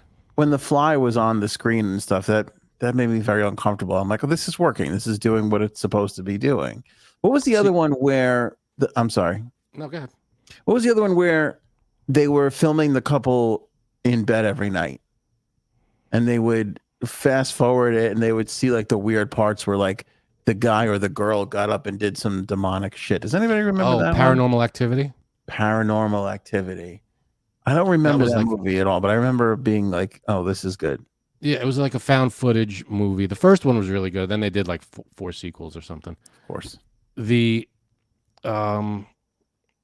like a found footage thing where, we found this in this house and people are missing and blah, blah, blah. So it's all leading up to the house is haunted basically. And the husband has these cameras that he set up all around and it's documenting their life and all kinds of supernatural shit happens. That's basically a Paranormal Activity. Yeah. I like that one because some of the footage weirded me out. And again, found footage. That was the thing after Blair Witch, found footage. That was a big thing. It was a big era of that. Like what was Cloverfield, another found footage one. Which again could have only occurred in the beginning of the internet. I mean, it's like War of the Worlds. You could only do that at the beginning of the radio era. Like you could do that anytime. What are you talking about? It's not as convince people. Well, I don't think the point was to have people shooting in the air, and I don't think they saw that coming when they did War of the Worlds. I don't think they thought people were going to actually think. But he knew he was fucking with people. Yeah, I guess so. But I don't think those other films work without the rumors of things that you read on the internet back then when it was like, ooh, is this real or not real? I'm hearing this thing, Yeah, but people are, you believe in ghosts. Here's a movie about ghosts. You believe in, like I said, a lot of the horror movies are just a psycho nut who kills people. And it's like that. Some of it is not far-fetched, but then you get like, I recently, like maybe a month ago, for the first time ever, watched Hellraiser. Okay, that one, the guy with the pinhead face. Yeah. I mean, it's it's one of those extraordinarily unbelievable. You would hate it, it's not that good a movie, but they made like 10 of them, right? And I watched the first one, and I'm like, there's nobody in it really, and it's an old 80s, 70s movie, and you're like, well, I don't even know. There's not a huge point to the movie, but it's just right. It's just like, craziness for the sake of craziness. Paul's gonna kill me for this. The Warriors, never seen it, I never saw the Warriors either. and I kind of hate it because of that Warriors come out and play thing. Like Come out and play. yeah, I get the clip, I get it a little, and then when like they're like a crew of like rough kids, and I'm like, yeah, I'm not gonna watch Punks, that. I guess. I can't watch it. See, but horror, it's a whole genre you're missing out on, man. There's some good ones out there. Sixth Sense, there's a good horror movie. You said, do I remember a movie? The Sixth Sense I saw when I was out in like Wyoming on The vacation. hell were you in Wyoming? We were in Wyoming, and we were in Colorado. We had to go visit because my sister moved out to Colorado. So my dad was like, "We're gonna go visit your sister." And since we're flying out to the middle of the country, we might as well see some shit out there. So we went for like 2.5 weeks, 3 weeks. I thought my dad quit his job because he was like, "Fuck it, we're going." I'm like, "Are we gonna live on a ranch or something?"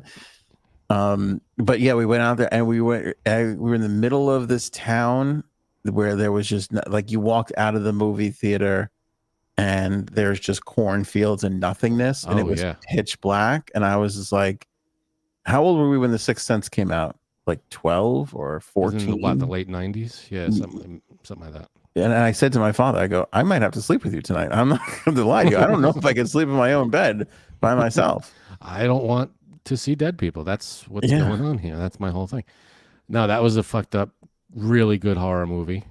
I think Halloween, you've seen the first Halloween, Michael Myers. Yeah, those were good because those were really good for the time. And even watching them later, you can appreciate the crazy killer on the loose kind of, Yeah, I tap out once they get into the crazy dumb sequels. There are some crazy dumb sequels. They get out of hand, but the originals, that one,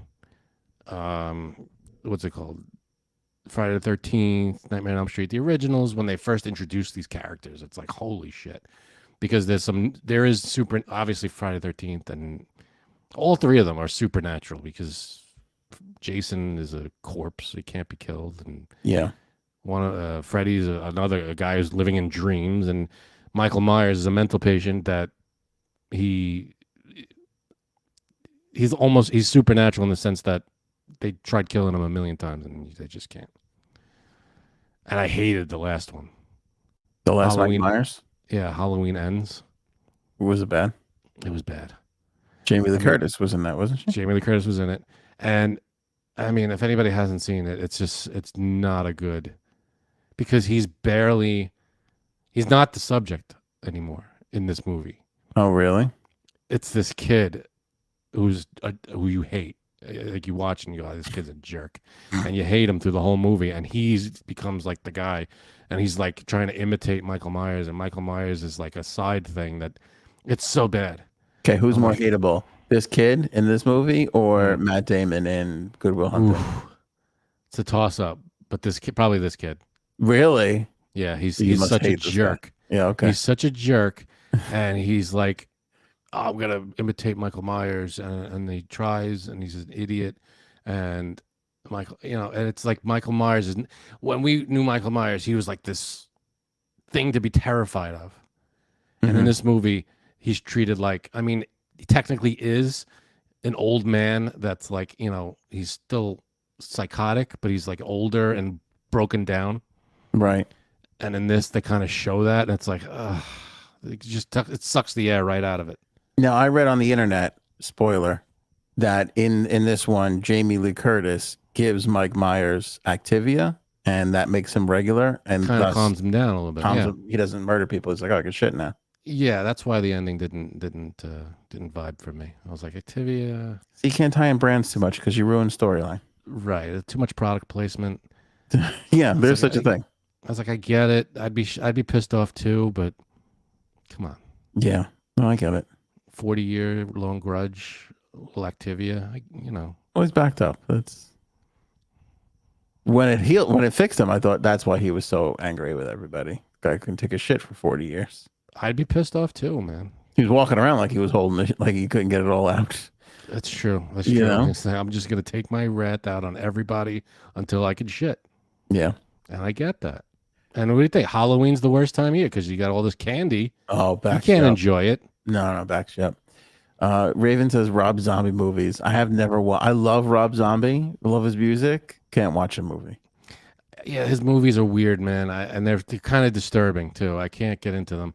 I've tried them. I've tried the Halloween one, and there's a couple others that are just very, like the Devil's Rejects. They're a little on the disturbing side. Yeah. They have these weird vibes to them. I got to tell you too, I'm done with the house is haunted and trying to kill us movies. I can't go through any more of those. I can't do it. You want to see like, all right. So there's stuff on YouTube that's like they do like two things that I like to watch. There's Cinema Sins. Oh, I like that. Yeah, right. That's good. They go through the whole movie and they count up the sins. Like, this is a stupid thing here. Why did you do that? This is a mistake. So I watched it for. You ever see Annabelle? It's about the doll, the haunted doll. No, okay, yeah, and I never saw it, but I know what you're talking about. Based off the real Annabelle doll that's like supposedly haunted up in wherever the hell they keep all that. Those two people, the couple keeps all those haunted shit. Mm-hmm. So you go through the movie. Like I watched. To be fair, I didn't see the movie, but I saw the Cinema Sins, and it basically takes you through the whole movie. But weird shit happens throughout the house, but you never see the doll do anything. Every time something weird happens, they cut to the doll. It's like the doll is just sitting there. It's like the doll. I guess we're supposed to blame the doll because the doll's in the room and shit happens, right? Or it's like it was on this chair, now it's on that chair. It's like, oh, okay. If your big move is to go from chair to chair, you're not really. What are you doing? That's what you're using your powers for. To go. This chair's uncomfortable. I'm going to go to that chair. I guess there wasn't enough in that special effects budget to make the doll actually move around and something. do stuff. Maybe make it turn its head and like smile or something. Right? Didn't do any something of that? From this doll. Nothing. It was just there, and it moved, or it like dropped off the bed. It was like, but it's like, all right. Okay. And that's the other thing. Lazy horror movies with the jump scares. Like, throw a couple in there. I get it. But give me some give me a scare that's worthy of, like, just freaking you out. Jump scares are too cheap and easy. And they just ramp up the music and blast it in your face. You go, yeah, you're going to jump. Right. But it's so cheap to get a scare that way. Now, too, because you think about the movies that were first doing it. Okay, then it was a new thing. Sure. Yeah. But now that was kind of the point. Right. But now you can get a good scare without, all of a sudden someone's there and the music goes, blah! It's like, oh, Jesus. Yeah, of course you're going to jump. But is it Sinister? I forget the movie, but there's a movie where there was a scare that I was like, holy shit. I think I've said this one before, but like the camera follows this woman from one end of the house through different rooms to the other end of the house. And it's a scare that you don't even notice. If I was watching it with Erin, she didn't even see it. And I was watching. I went, holy shit. Because in the background, you just see this kid that has no business being in the scene, just staring at the wall. And it's not even a focus of the, you're following the mom. She's carrying a laundry basket. She walks from room to room. And all of a sudden, there's a kid standing in the corner, just staring at the wall. And it's like, ha ha. she just goes right by it. And that's and it's not a jump scare, and it just fucks you up because you're like, whoa, this thing, how much shit are we not noticing? It was just a weird psychological scare, and it was so cool. That reminds me really well. That reminds me of the beginning of This Is The Last of Us. The Last of Us, Remember the first episode before, or as they're kind of realizing there's a problem. When the little girl is like going to the neighbor's house. You remember that? Oh, yeah. With the old people's house. And she's like not noticing the weird behavior right away. That reminded me of that right there. That was fucking scary. That's how you scare. That's good writing. To just throw the camera in someone's face and go, blah, it's like, it sucks. Anybody could do that. And it's, you're going to get us to jump. But it's like, why though? Why am I jumping? Because it was loud and in my face. I get it. But you want to give me a good scare, a good worthy scare. DJ Shenanigans says any musical movie. I'll tell you what. When I was younger, I felt the same way. Now I could stick around for a musical. Yeah, if it's good, I have no problem. I got no problem with musical movies. Trying to think of a. Would you consider Willy Wonka a musical? Because it kind of should be. I think. I mean, let's see. You got a good maybe 4 or 5 songs in there that are. Yeah, I think so. It's probably a musical / movie. All the Oompa Loompa interludes. That's true. The Oompa Loompa thing. You got. I've got a golden ticket. You got. When Willy Wonka sings, the Candyman can. Willy Wonka sings his song there. Yeah. Yeah, there's a lot of music in that one. Yeah, that's true. Kind of a musical. Yeah. Yeah. Whenever the actors break into song, I feel like, at least more than once, it's a musical. Oh yeah. It used to take me out of it though, but it I don't know, it doesn't now. Willy Wonka nailed it. They did a good job with it. You know what I have to confess this. I've never seen The Greatest Show on Earth, Greatest Showman. The Greatest Showman or Great Show? Yeah, Greatest Showman with Hugh Jackman. Every time I hear that fucking song, I'm like, I gotta watch that movie. I feel like I'm like there's a cool club going on, and I'm out of it. Never saw that one either. Yeah. All right, this is a fun topic. Last 3 topics. Close to the ceasefire, Israel has accepted they're waiting for Hamas. We lost the great Phil Donahue today, and George Santos pled guilty. Frank, comment on any of these? Or all of them? So ceasefire's close. That's good. So we're waiting on Hamas a terror group to. Yes. Okay. Also waiting on some hummus because I'm starving. I haven't eaten yet. So go for that. Waiting on both Hamas and hummus to come in. Phil Donahue. Did you know? Yeah. Go ahead. Every time I hear Phil Donahue's name, I think of Naked Gun. Remind me not to invite. Reminder for next year: don't invite Phil Donahue again. Frank Drebin as Phil Donahue. Do you know that Phil Donahue was married to Marlo Thomas? Marlo Thomas, his whole life. Didn't know that. Or not their whole. They never separated. Yeah. 44 years. Until his death. Yeah. Marlo Thomas, I think, is still alive. Yes, very much so. Yes. Yeah, still working at St. Jude's Research Hospital Foundation. Yeah. Didn't know that. Phil Donahue, one of those classics. I couldn't tell you one moment right now, but I know he was important to the daytime viewers. The talk shows, yeah, he was one of the, I guess that daytime talk format with the audience and the whole thing. I mean, they had, you have talk shows, but this was like a pre-Jerry Springer, that kind of style. But I think he was pre-Oprah, if I'm not mistaken, or they came up around the same time. No, got to be pre-Oprah.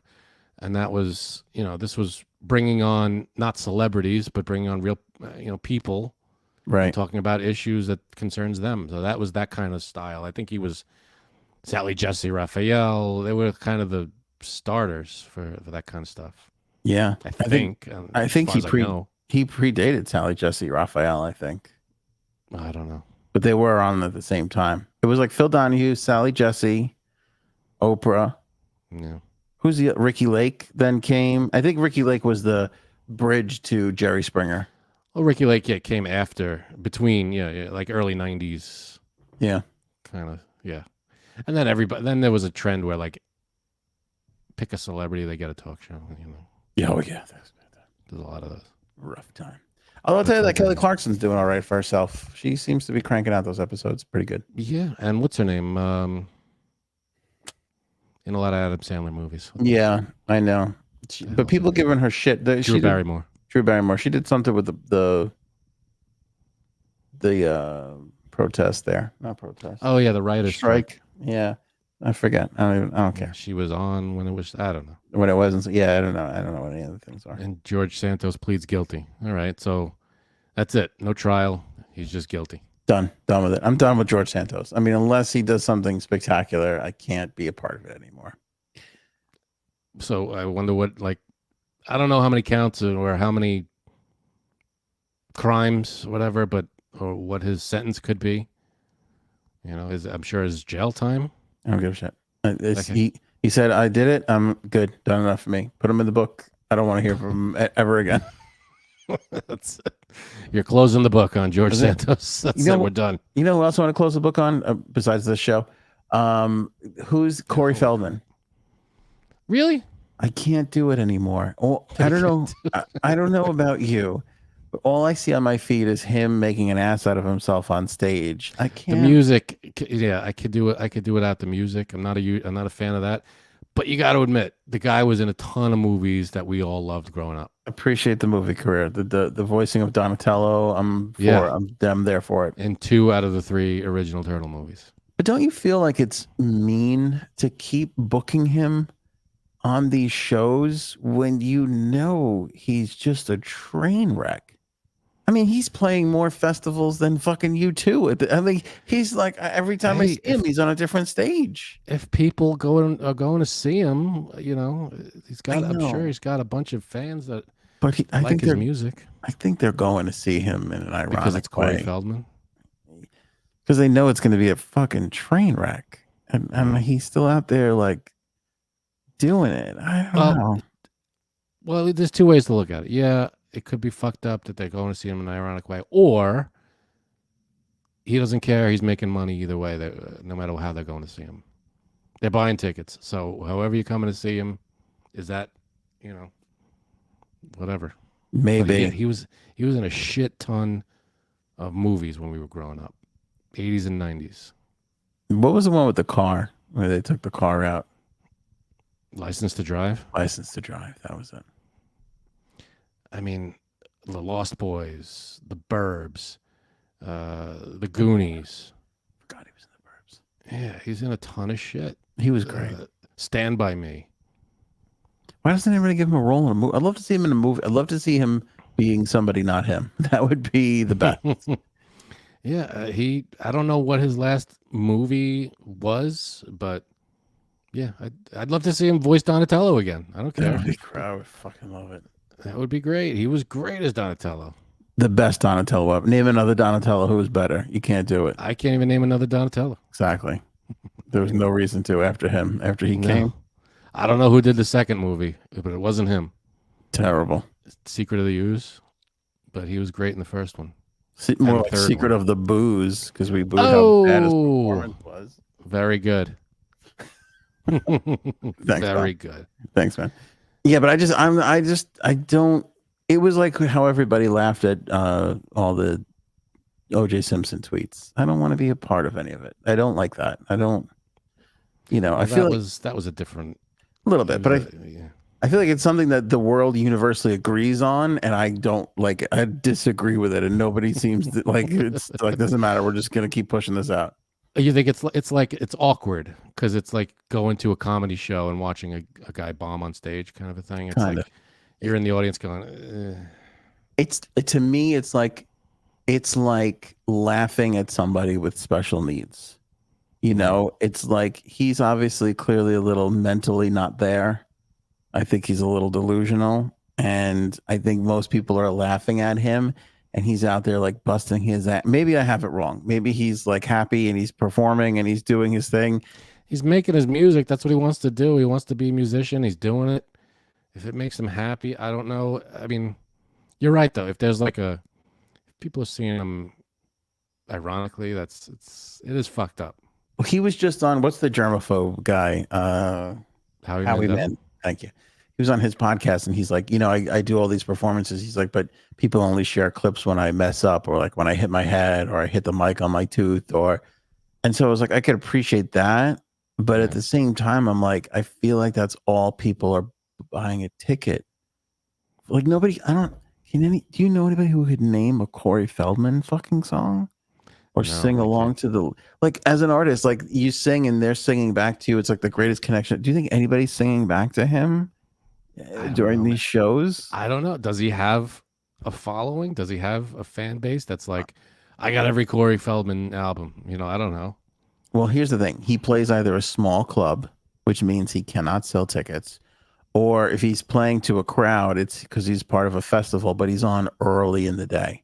So if there's a lot of people there, they're not there to see him per se. They're there to get the good spot when the band they want to see comes on. So it's like, I don't know. I think it's just a little embarrassing. It's possible. It's very possible. I don't want to take part in laughing at the kid who doesn't know everybody's laughing at him. You know what I mean? I hear you. Care for that. I get it. I understand. Makes sense. Plus, he's going to be on that new TLC show, apparently. Is that true? You're an idiot. I'm just trying to tie it all back in. Good job. All right. Boy, did we put it out for the people tonight, Frank. I mean, Oh my God, this might be a record. we gave all the effort. It's all out there, baby. Speaking of effort, I'd love to get This Is Real work. Get the book. Aaron wrote put a lot into this book. It's a wonderful book. Pick it up. Amazon. You could buy the book that Anthony's holding, or a copy of the book that Anthony's holding, or a digital download. They're both available. I love the book, but I am a sucker for digital downloads. I'm not going to lie to you. Yeah, Get it on an old Kindle or iPad and just watch it, or just read it. It's a good time. It's a good time. Go for it. All right, appreciate everybody. Back on Wednesday, probably more DNC convention reaction, and then Friday another game with Aaron, hopefully.